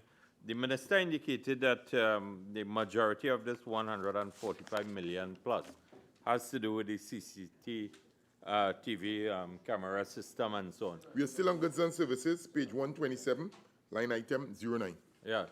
Mr. Minister, No, constituents. it's not that he has gone back. We are still on Page the. before, I'm following Yeah. you, you're gone. We're still on the line item. Yeah. Crimes have been perpetrated against the constituents of Couva South from time to time, murders, Line item. carjackings, and so on. And I have Chairman, I interfaced with have the to police object. service. This is not a Mr. debate. Finance Minister, you presented the again, budget. It's my responsibility. Couva to- South, but you address the You're chair. wrong. This is not a debate. You Again, should have members, spoken in the budget. They didn't let you speak. listen.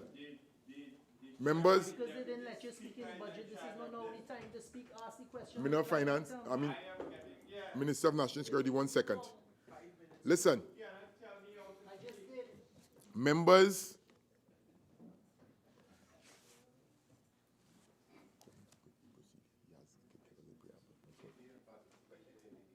again, according to the procedure, right, you can give a little preamble prior to the thing again, but let's keep it tight and crisp. Come to the question, member. Thank you very No, much. it's not 5 minutes, member. It's not 5 minutes, it's the preamble. Thank you very much, Mr. Chairman, for your guidance. I am simply not 5 minutes. asking the minister, based on the crimes and constituents going to the police stations in the constituency and in central Trinidad, they have been told by officers of the police service that the Come to the question, majority please. of these cameras are not working, and I'm asking the minister, based on the substantial sum of money that is being allocated here, could he assure the national community that this CCTV system is fully functional? Thank you. Mr. Minister.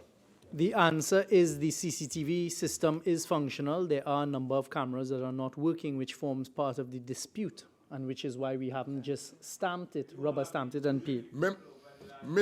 Mr. Chairman, Member for I Couvers object. South.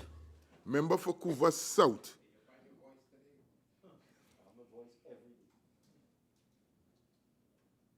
Members, as the chair of the committee, I'm not going to get into any crosstalk with any members. All right? The procedure is clear. It's not 5 minutes, it's the preamble, right? The chairman will determine the extent of the preamble before the question is posed. All right? No lengthy preambles as we go forward. And again, if the minister gives a response, whether a member is not pleased with it or not, again, the necessary feedback will not be entertained. I will now recognize member for Caroni East.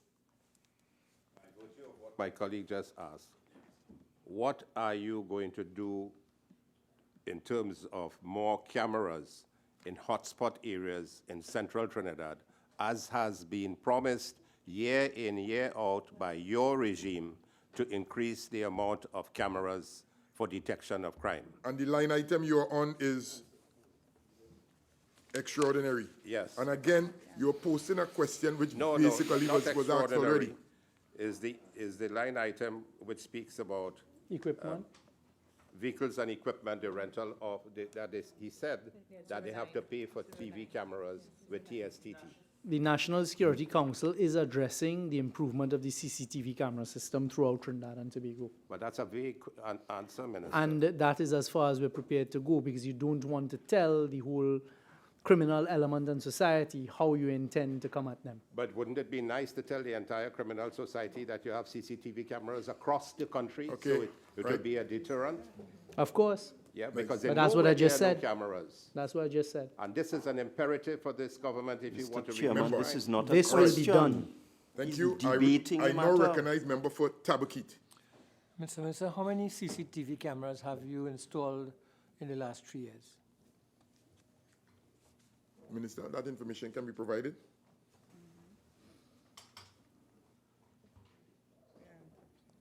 I will provide it subsequently. Item 002, Fire Service, page 129. I recognize point up here. Thank you, Chair. Minister, line item under Fire Services 17, training. Why is that, but the budget allocation for 2019 is 5.3 million, an increase of 4.8 million. What is envisioned in that aspect of training for the 2019 fiscal? Minister. The fire services have asked for an increasing their training, so this is to facilitate that. Also, there is a certain amount of training that has to take place to reach the higher echelons of the fire services that can only be conducted away, so it's to provide for more opportunity under that. Shigonas East. What percentage of the training is conducted away? You said some is to be done away. What I have told the fire services, and in particular the association, what I'm going to attempt to do is reach out to some of our international partners and ask them whether they can conduct some of the training here locally, including train the trainer. But for the highest level of fire officers in the service, it actually is part of the regulation that that training be conducted in the United Fire Kingdom. engineers of the UK. Yeah. Mr. Chairman, I Yes, just want to subsequent. continue a subsequent question. Line item 22, Mr. Minister. Part of the explanation is that it includes provision for fire guardians. Could you tell us how many of the fire guardians in the 2018 3.3 were employed, and how many you intend to employ again in the 2019 allocation?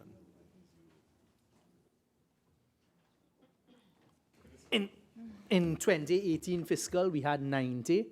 We're hoping to increase that by 45 this year. Okay. And the training for these people will be done all locally? Yeah. Okay, thanks. Yeah, all the training for that will be done locally. Item number 13, maintenance of vehicles. Mr. Minister, I note that you have a very hefty provision of $10.118 million this year for maintenance of vehicles. But I also note that although you had planned to spend 7.3 in 17, you spent 7.3, you only spent 3.5 in 18. I'm very concerned about the state of fire service vehicles, especially as I see them in Chaguanas, and where I discern a virtual graveyard of vehicles. I want to know whether there is a planned preventative maintenance program for fire service vehicles in the fire services. And if so, is this plan available for scrutiny? In other words, do you have records to show that if you say that you have a preventative maintenance plan, that this plan is carried through with the efficiency and effectiveness that one would expect? Okay, as you would be aware, there have been issues, even though, so you see in 2018, it was 3 million allocated as the estimate, but they actually spent 3.5. So they spent over what they were supposed to in that period of time. So in the previous year, they actually spent 7.3. So with that decline in the last fiscal, obviously that affects the proper maintenance of vehicles, etc., from 7.3 to 3.5 spent. So fortunately, we've gotten an increase of 6.6, so taking it up to 10. It is not the fault of the fire services for the lack of maintenance. What has happened over the last year, as you all would have heard from the Minister of Finance, there have been occasions where, quite simply, all they've been able to do for the month is pay salaries. This affects the maintenance of vehicles. So we're hoping in this year to get the releases to be able to carry out a lot of that maintenance. Are these maintenance services done in-house, or are they contracted out? I actually went and did a tour of the fire headquarters. There is a garage there. They try to do as much as possible in-house. The CFO and his executive did say they're going to try to utilize the in-house a lot more going forward.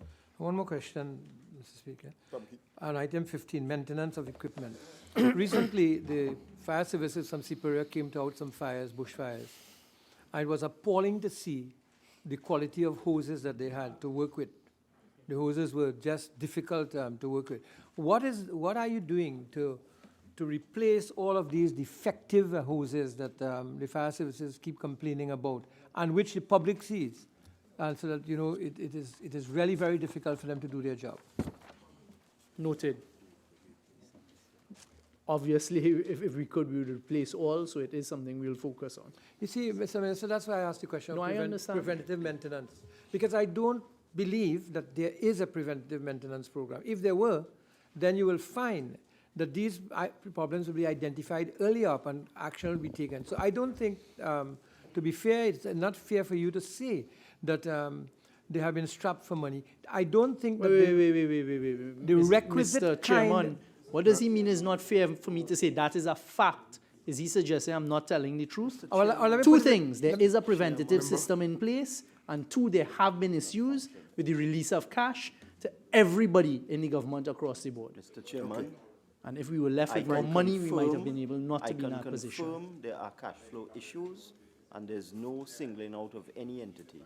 Everybody has been made to make do with less. Right. I now recognize Chaguanas West. Thank you, Chair. With respect to materials and supplies, and I think my colleagues spoke about the leak in hoses and that of that nature. But I wanted to find out, in the context of the increase in fine, as in the budget speech, what is the enforcement? Is there going to be a different fire service? Because the first time you see a fire, you don't call the police. You call the fire service. And is there going to be a coordinated effort in order to enforce that so that we prevent the bushfires from taking place? I don't Deliberately, understand the that is. question. Some I don't clarity. understand the question. There's an Minister increase don't in the understand. fines, Correct. okay? The first call and the first response is to the fire service where there are fire. Is there going to, in order to enforce that fine, that penalty that is now imposed, is there going to be a level of coordination between the fire service and the police service in order for the follow-up? Yes, yes. And utilizing the fire guardians. Hoover North, still have a question? Yes, thank you. And my neighbor like to Mr. set Chair. fire. Line item 37, janitorial services. Minister, in 2018, it was 3 Mr. million. Minister, In please. 2019, it is 5.7. It has a shop. 37, janitorial services. I've noted a sharp increase by 2.7 million. Can you explain that?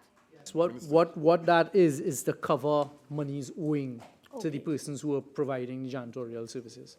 Thank you. Kumutu Manzelina, It was a. it was asked. She gonna cease. Honourable Minister, might you be able to indicate to us under line item 13, what is the complement of your fire trucks and how many of them are not working?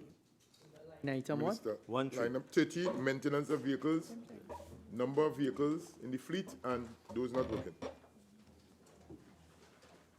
Just give me 1 second.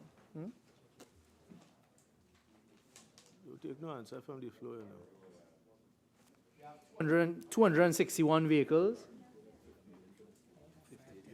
No, and 58 the recommended fire for tenders, disposal. if I may be more specific, how many of the fire tenders in the fleet and how many of those fire tenders are in operation? Fire tenders only. Yeah. 30 water tenders, 19 in service. 12 not, 11 not working. Correct, which is Point why to- we want to do the maintenance that Tabakit was talking about to get them back in service. Point of here. Chair. Minister, line item 08, rent lease office accommodation storage. 2018 was budgeted 4 million, you utilized 2 million. Now in 2019, you went back up to the 4 million, so it's a 2.1 million increase. Outstanding. and owing, Outstanding yeah. rent. Same thing like janitorial. And a second follow-up. Sure. Line item 03, uniforms, an increase of 3.6 million. I'd like to thank the Minister of Finance and his staff for this increase. What we found is the uniforms being utilized by fire services need upgrading and replacement because after you go into a number of fires over a period of time, they deteriorate. So I'm hoping that we'll be able to purchase new uniforms. Not a change in uniforms, but new uniforms to provide them with. Urupuchis. Chairman, to the Minister. Could you just give us the current status of the Mayaro Fire Station? Is it Line full? item, please. I'm on repairs and maintenance buildings under fire. Number. 21. Page 129, Right, I'm fire with you. service, 21, repairs and maintenance buildings. Could you give us the current status of that Mayaro Fire Station? Because there was some news a few months ago that it was not operational or had problems with the building. And would we at this time have a full complement of equipment there to service the area? You would recall that after the ribbon was cut, I think the sign fell down the next day. That was Yes, under your we know administration. who pulled it down. It is operational. Yeah. It is operational. You put back the sign? Who put back the You sign? put it back? You put back the sign? Again, No, well, you know it for long. Please, no cross. Answer I've the answered. question. It is operational. It is operational. Follow-up question. And so on there? Pardon? It is operational with full complement of fire tenders and equipment and so on. It is operational. There's not the full complement of staff, but it is operational. You're welcome. Point of here. Staying at same line item, Minister, repairs and maintenance of buildings. Recently, we had an issue at the fire service station at Monrepo. How is that being treated within this line item? Repairs and maintenance of buildings. 21. Line item 21. The status of that Monrepo fire service station. The Monrepo Fire Station, the electrical issues are being addressed.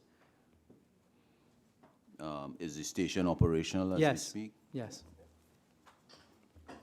Item number 004, prison service, page 130. Recognize Naprima.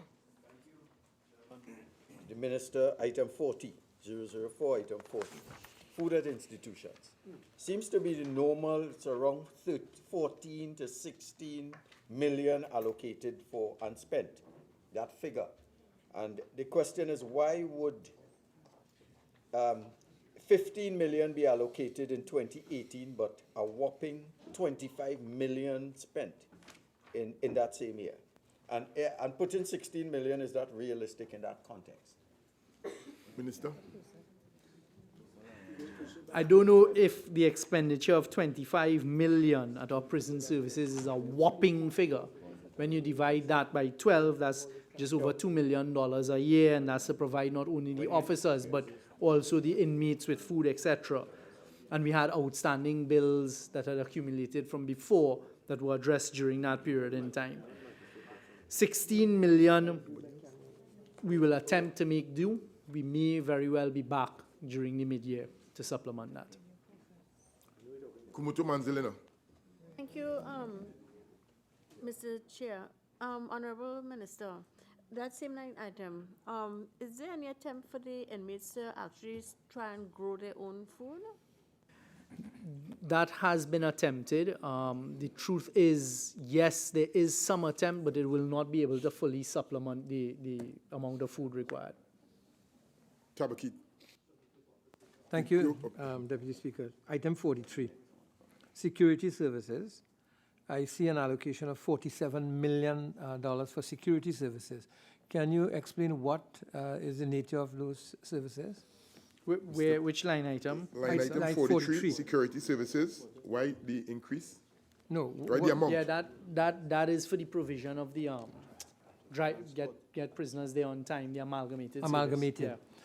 Mr. Minister, I thought you were setting up a system where you would not have to use that amount of transport, and you will have electronic courts or what have you. Correct, video conferencing Video facilities. conferencing. Can you say what is the status of that so that this amount of money could be reduced? What is? What is the status of those That will really video be addressed conference under, that is a line item under the development program. All right, we'll ask. Yeah. Okay. Item 0. The security services.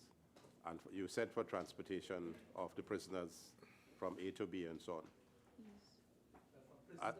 Yeah. Have you seen the driving of these security services vehicles, because they can endanger many, many lives, particularly along the roads? I want to ask you whether you'll be kind enough to consider giving these drivers and this entire thing a reminder that lives are involved when they're traveling with the rapidity of the speed, endangering lives all around. And I want to make a special plea for a reduction in their speed. I know they are security, but they overdo it. Okay. Point taken, right, Mr. Minister? Right. Item 005, Regiment, page 131. I recognize Naparima. Thank you, Mr. Chair. Item 40, food at institutions. A point I raised in the budget speech. In 2017, 21 million was spent. The allocation was reduced to 17 million. In terms of how much was spent, it was 10 million. And you'll recall, Chairman, that there are reports that the soldiers are being eaten chana and rice, and they are not well fed. Question, please. Yes, I know. The question is, why was 17 million allocated and only 10.5 million spent in the context of complaints from officers, soldiers, that they were not well fed? Is it true? And explain the reduction in expenditure. All I can answer when he asks, is it true? It is true that 10.5 million was spent as opposed to the 17 that was allocated. Again, this falls under what we've discussed before, difficulties with the cash and releases of cash.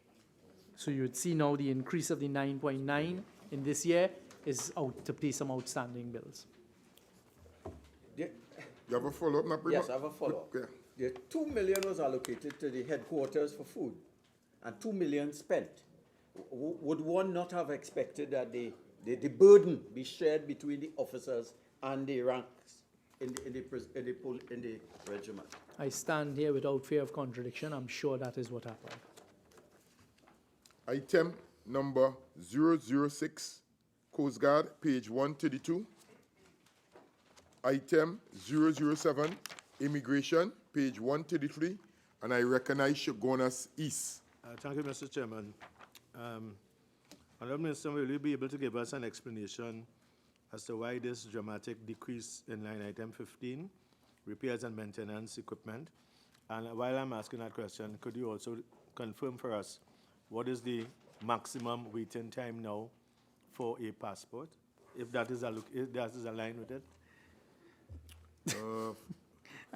I don't know how that falls under the repairs and maintenance equipment, but what I can tell you is in the fiscal 2018, equipment was upgraded and that type of thing. So that's what you saw happen there, and that's not going to happen this year. Okay. Has it had any impact in terms of the delivery time of a passport? Yes. What is the minimum or maximum time?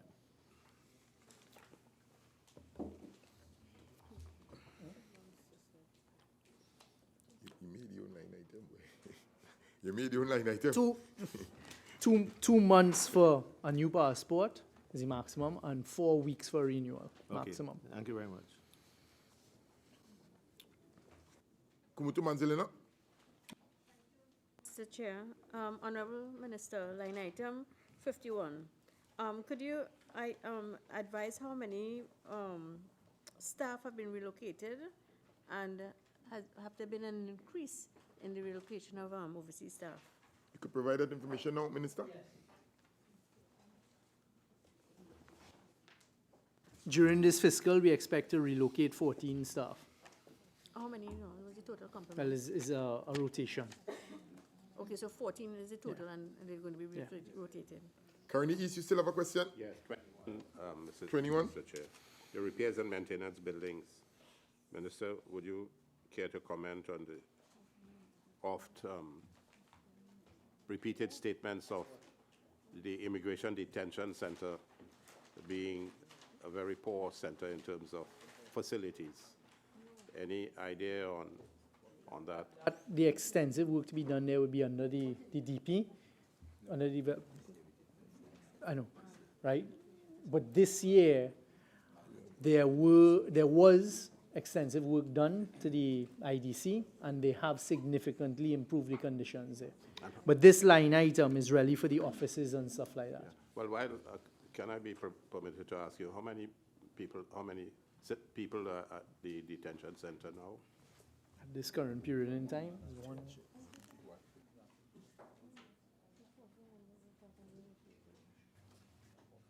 144 persons. And are they going to be there for long, or you intend to send them out? I can't answer that. Again, we'll move on. Carney Central. It'll be varying. What's that, Minister? You're being rude again? Mr. Minister, and also Carney Central. Miss Honorable Member, again, I already conversed with the Minister. Carney Central. Question? 15, repairs and maintenance equipment. Does that include the Coast Guard vessels? That include Immigration. This is we under on immigration. Page 133. So that was like the passport systems, all right, etc. okay. Yeah, so we can move on to. Shogunas, you had a question here? Right, proceed. Thank you, Mr. Chairman. Minister, with respect to line item 51, I noticed that in 2018 we didn't use immigration. Probation. Immigration. We moved on to probation. No, Okay, we are on go back to immigration. right? Yeah. We are on immigration. Relocation of overseas I haven't staff. migrated as yet to the other page. Okay, good. So with respect to line item 51, I noticed in the 2018, why wasn't the full amount used? And you have an increase of 6. Would you be able to tell us how many staff will be relocated to I which just overseas? answered That was just asked by Kumutu Manzelina. Yeah. But 14. you get it right? The answer was 14. No, 12, 14, 14 or 14. something like that. Which locations? You want locations now? Yeah, because if you locate That information available, If Minister? you're going to Guyana to locate it different to Washington, you know. New York, DC, Miami, London, Beijing, Caracas. Any allocation for the new mission in United Arab Emirates? Not as yet. Once it is You set said up, that. we will, once it is set up, You we'll said do it. that. Members. Yeah, but you said that. Members, okay? We now go to item Minister of Finance. Minister of Finance, okay. I mentioned, I identified with Minister of Finance already. Item 008, Probation Service. Item 008, Probation Service, page 134. Item 009, Forensic Science Center, page 135. Item 010, Fire Service, Tobago, page 136. Item 011, Prison Service, Tobago, 137. Item 012, Lifeguard Service, pages 137 and 138. Item 013, Immigration, Tobago, page 138. Item 014, Defense Forces Headquarters, pages 138 and 139. Item 015, Cadet Force, page 140. Item 016, Air Guard, page 141. I recognize point up here. Thank you. Minister, page 141, Air Guard, line item 13, maintenance of vehicles. 13, yes. Maintenance of vehicles, $6 million increase in this Air Guard maintenance of vehicles. Could you specifically state what that hefty increase of $6 million is for? Pay outstanding bills for maintenance of the vehicles in the last fiscal, and also to get the, when we say vehicles, it's not plane and helicopter here, this is land transport vehicles and the helicopters. Sorry, I'm told it is also to clear some outstanding bills for the helicopters. Minister, I just want to, when you look at the Air Guard and the complement of staff in there of over 355 and the money that is spent over 133 million for the Air Guard, are we getting value for money in that Air Guard, please? This is repairs and maintenance, and then do it salaries. No, not only salaries, the total allocation for Repairs Air and Guard. maintenance only. Member, you want care to identify another line item in order to? Well, if I look at the total allocation of under 016 Air Guard of $53 million for the Air Guard for 2019 in respect of goods and services. It's a hefty bill amount for an Air Guard that I really, and I'm asking, what is the value at this stage of the Air Guard for the citizenry of Trinidad and Tobago? Of that bulk of money, 53 million, plus the salaries of 80 million, that's 133 million. So I'm just trying to get the minister, and he talked, you know, the minister, nothing about the minister, he always. Chairman, this is an item of repairs and maintenance, not salaries and wages. Again, Minister of Finance, the member is asking for clarity with regard to Air Guard and the total sum identified. The minister And understands what I'm trying I'm going to to say. post it to the minister to give him the opportunity to answer. He understands what I'm trying to Okay, say. member. Proceed, Mr. Minister. Thank you for the opportunity to thank the men and women who serve on a daily basis under the Air Guard. I assume it's not that you're attacking the members of the Air Guard. And the answer is yes, we will continue to ensure that for the citizens of Trinidad and Tobago, we get value for money. Naprima, Item 40, food at institutions. 40. Item 40, Air Guard, 016. Am I correct? Yes, go on. 3.5 in 2018, estimate 5.5, 3.5 spent, and 2019, 5.2 million spent, an increase of 2 million. The question I'm asking, if I understand it, that there are 355 staff in the Air Guard, and when I look at the regiment, where there are 7,000, I don't know the figure, but it's significantly more. 10 million was spent in the regiment, and only a significant 3.5 million spent for 355. Could you explain it proportionately, the expenditure? Remember again, we have already went through the personal Yes. expenses. We are now on goods and services. So again, you need to be specific with regards to goods and services versus the personnel that we would have already gone So through. let me ask, are we at item 40 on page 141? Right, yes. Well, I'm asking why, Okay, let me answer. I want to press 3.5 on. million for 355 persons, and it does not seem consistent with expenditure elsewhere. I don't know to what he's referring. What you can do is just do the quick math. Again, this would have fallen under a strain on cash flow during a period of time, because you'll see that the 2 million extra this year is to pay outstanding bills, is arrears. Simple. And I don't know why they keep picking on us feeding our national law enforcement. Shogunasis? Mr. Chairman, Honorable Minister, might you be able, Mr. Minister, please. might you be able to remind us as to specifically what training is involved in line item 17? Like training? Yes, this would be sending the pilots for the C-26 to the simulators, and the same thing for the helicopter pilots. They have to undergo consistent. But why are you looking so perplexed? It's the same thing you were trying to decide. It is simulator training for both the helicopters as well as the C-26 planes. Are you going to be, sorry?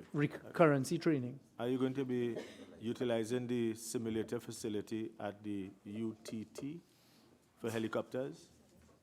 If it can be certified, then yes. It is available at yes. Camden Airstrip. Okay. Item 017, Immigration Detention Center, page 142. Item 018, Volunteer Defense Force Reserves, pages 142 and 143. Kumutu Manzelina. Thank you. Detention center. Members, please. I would identify the line item. I have my hand up. Madam Member, I notified, I got your attention when I already identified item 018. Please. Right? Please, members, let's keep it tight. Yes, I would want to give everyone the opportunity to ask their question, but remember, I am also need to ensure that we get the thing. Detention center. Okay, I'll give you the opportunity, madam. Thank you, Mr. Chairman. Honorable Minister, line item 21. Can you indicate if there is an increase in buildings in the maintenance repairs due to the this is current? This is to pay some of the bills that were incurred for the improvements we made to the IDC, and to continue to maintain the facilities and improve them where we can. And it's adequate? We'll do our best to make it do. Right. Item 018, Volunteer Defense Force Reserves, pages 142 and 143. Subhead 03, Minor Equipment Purchases, page 143. Item 001, General Administration, page 143. I recognize Tabakit. No, I've got 144, sorry. Okay. Item 002, Fire Service, page 144. Member for Tabakit. Thank you. Under Fire Service 01 vehicles and 04 other minor equipment, what vehicles do you envisage purchasing for the sum of 25.3 million in the fiscal year? Minister.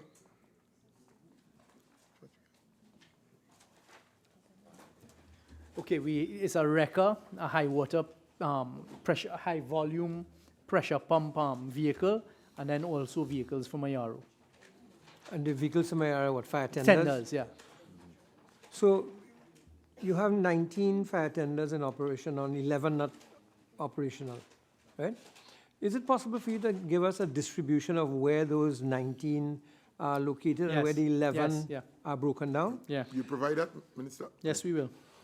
And finally, the other minor equipment, you have $15 million that you intend to spend. This is for the hoses and the air tanks and those type of things. And to make sure they utilize the maintenance now, you see, plan. I agree with you. Don't please, you know. And it's across the whole don't think public I'm being service. facetious about it. I don't think you are. But I'm very serious about the questions I ask. I'm and very always- genuine. I know. Item Item 004, prison service, page 144. Item 005, regiment, page 144. Item 006, Coast Guard, page 145. Item 007, immigration, immigration, page 145. Item 008, probation service, page 145. I recognize Kumuto Manzelina. Thank you, Mr. Chair. Honorable Minister, how many vehicles, Line item. Line item 01 vehicles.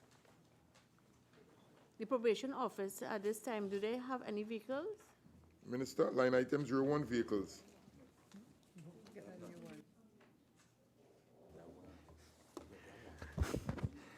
They're making a submission behind that there's one on loan from the ministry's administration, and I'd like that transferred to them. All right, and therefore, in light of the intensity of the work, would one vehicle be sufficient? Minister? We will see if we purchase one in this fiscal year. Item 009, Forensic Science Center, page 146. Item 010, Fire Service Tobago, page 146. Item 012, Lifeguard Service, page 146. Kearney Central. Question on the vehicles there. I see this 2019 940 for vehicles. Is it just ordinary ground transportation vehicles or something else? The vehicle that is identified in 01 under lifeguard service, is it just cars or is it some other equipment? There is need to replace an ambulance there as well. Okay. It's not the jet skis.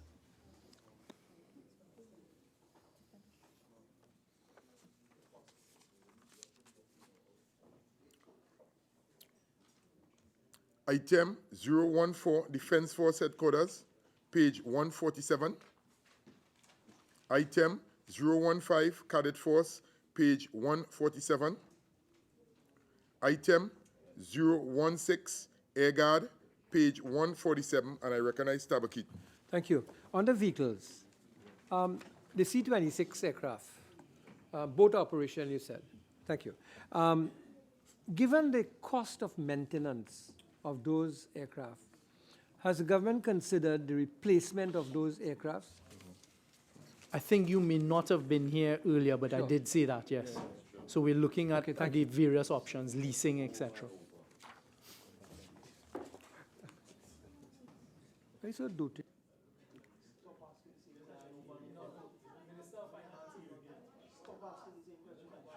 Minister of Finance, Minister of Finance, we are going well. Please, please, please, Minister of Finance. Item 017, where am I? Item 017, Immigration Detention Center, page 148.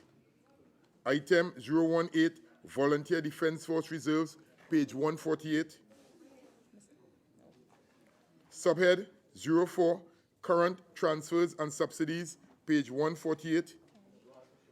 Item 001, Regional Bodies, page 148. I recognize Carney East. Just under 04, current transfers and subsidies on page 148, line item 06, 05. Impact. Impasse. That's a contribution to the Caribbean. Correct. And is it increased? There's a little increase there. Correct. So we pay $15 million towards the Caribbean security program. It's been allocated.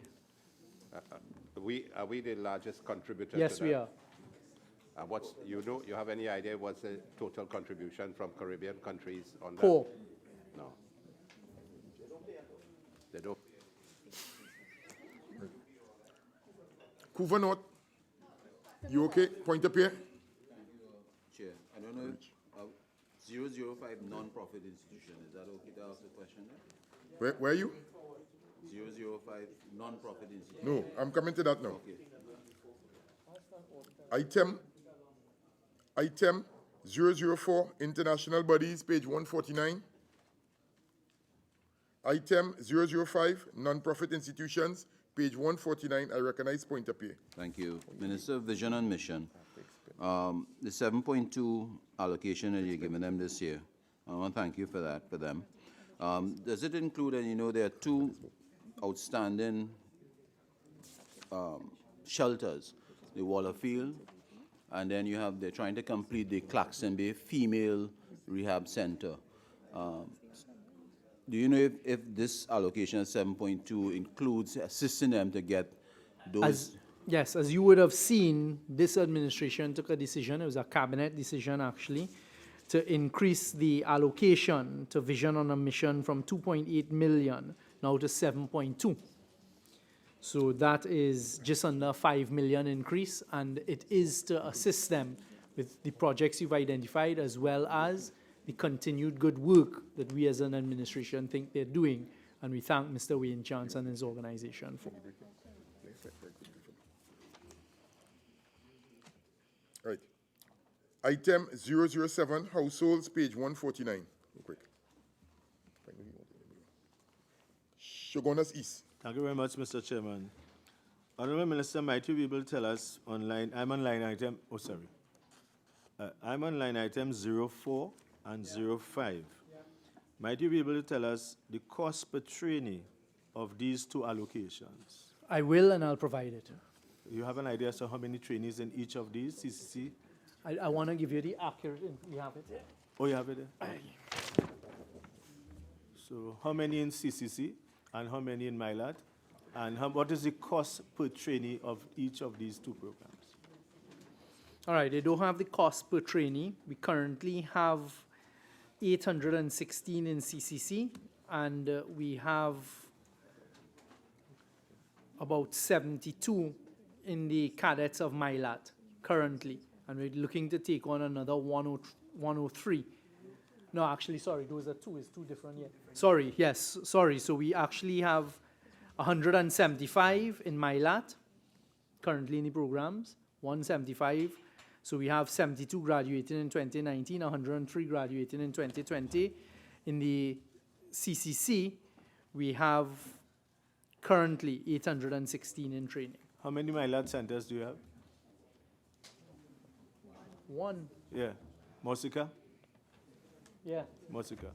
All right, so you will give me the cost per trainee in writing when you calculate it, based on the allocations. Now, you know, yeah, okay. Right. I can tell you how much funding they have now, No, and you I can know. divide it. Yeah, I know. But if right, you because there's no scientific way of calculating it, because of course, as you I know, didn't calculate it yet, but I know the officers. Yeah, we'll provide it. They may have it right away. Thank you. Kearney East. Up, in addition to my colleague's question, how many civilian conservation corps trainees are trained on an annual basis? Line item? He said there are 800 in plus in the school, so the same line item, 04 and 05, but I will ask on 04. How many train per year, and could you give us the number of trainers who do the training for these trainees? For the CCC? Yes. It's 1,600 trained a year, and Yeah. the number of trainers are 120. So one trainer trains approximately.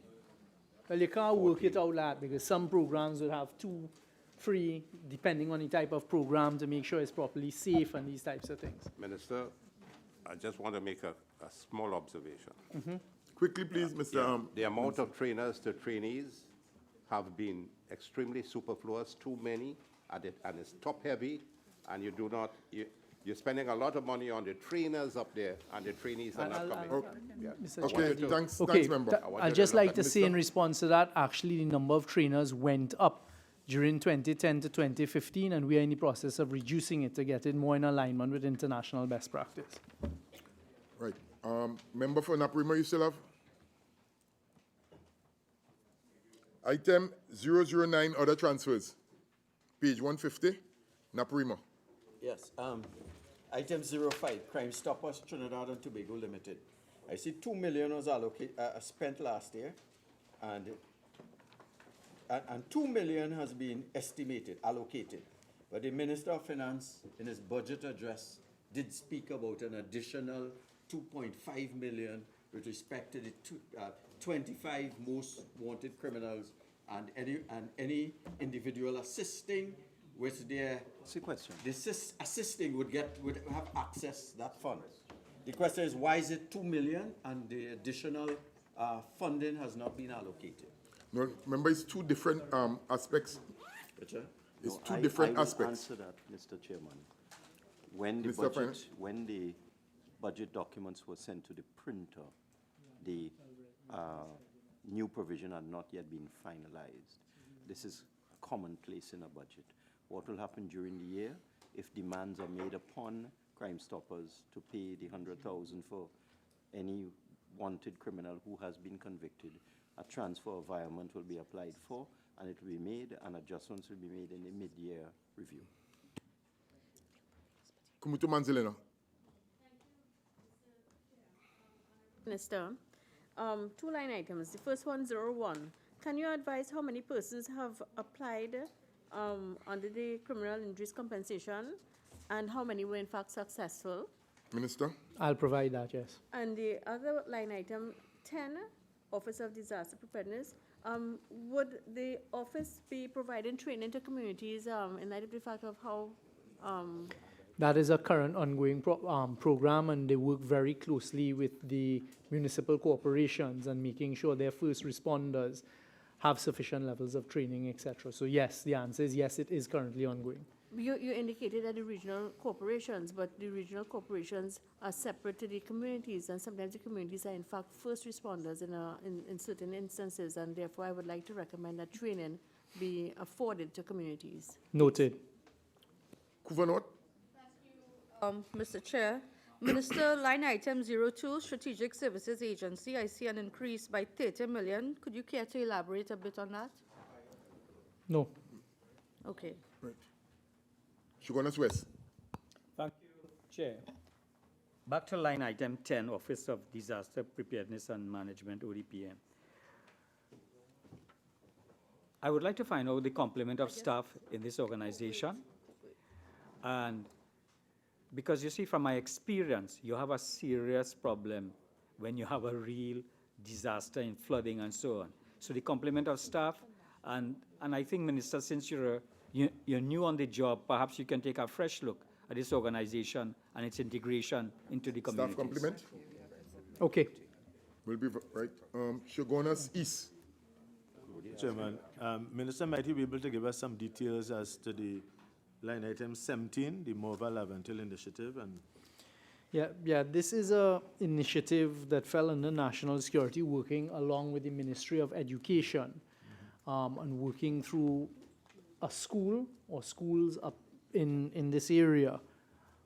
will you be kind enough to give consideration to my constituency, the Enterprise Initiative?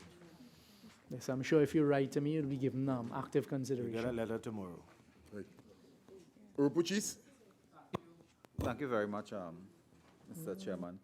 I'm on 02 Strategic Services Agency, and I know the Minister has indicated that he would not be in a position, given the nature of this, to explain an increase, and I will grudgingly accept that. But could I Member ask a again, question? please. Could I ask the question in a way that doesn't involve at all Question, security, please. but organization?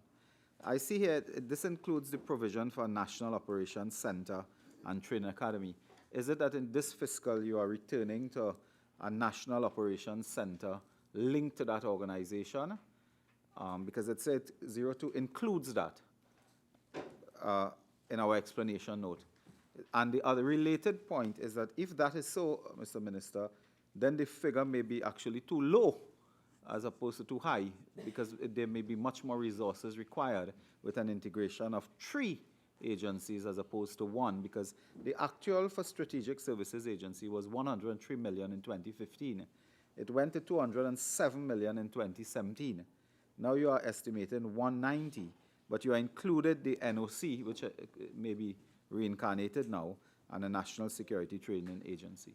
You care to comment there, Mr. Minister? There's no reincarnation of the NOC. We will be the first administration properly utilizing the NOC and calling it the National Operation Fusion Center, Fusion. and making sure that everybody under there is But- properly utilized. When you do the math and you look at it, you all want, like, So the fusion Again, center is there. again, Okay. right. You're okay there, Mr. Minister? I now move to Kearney East. Couva South? Couva South, no? Kearney Central?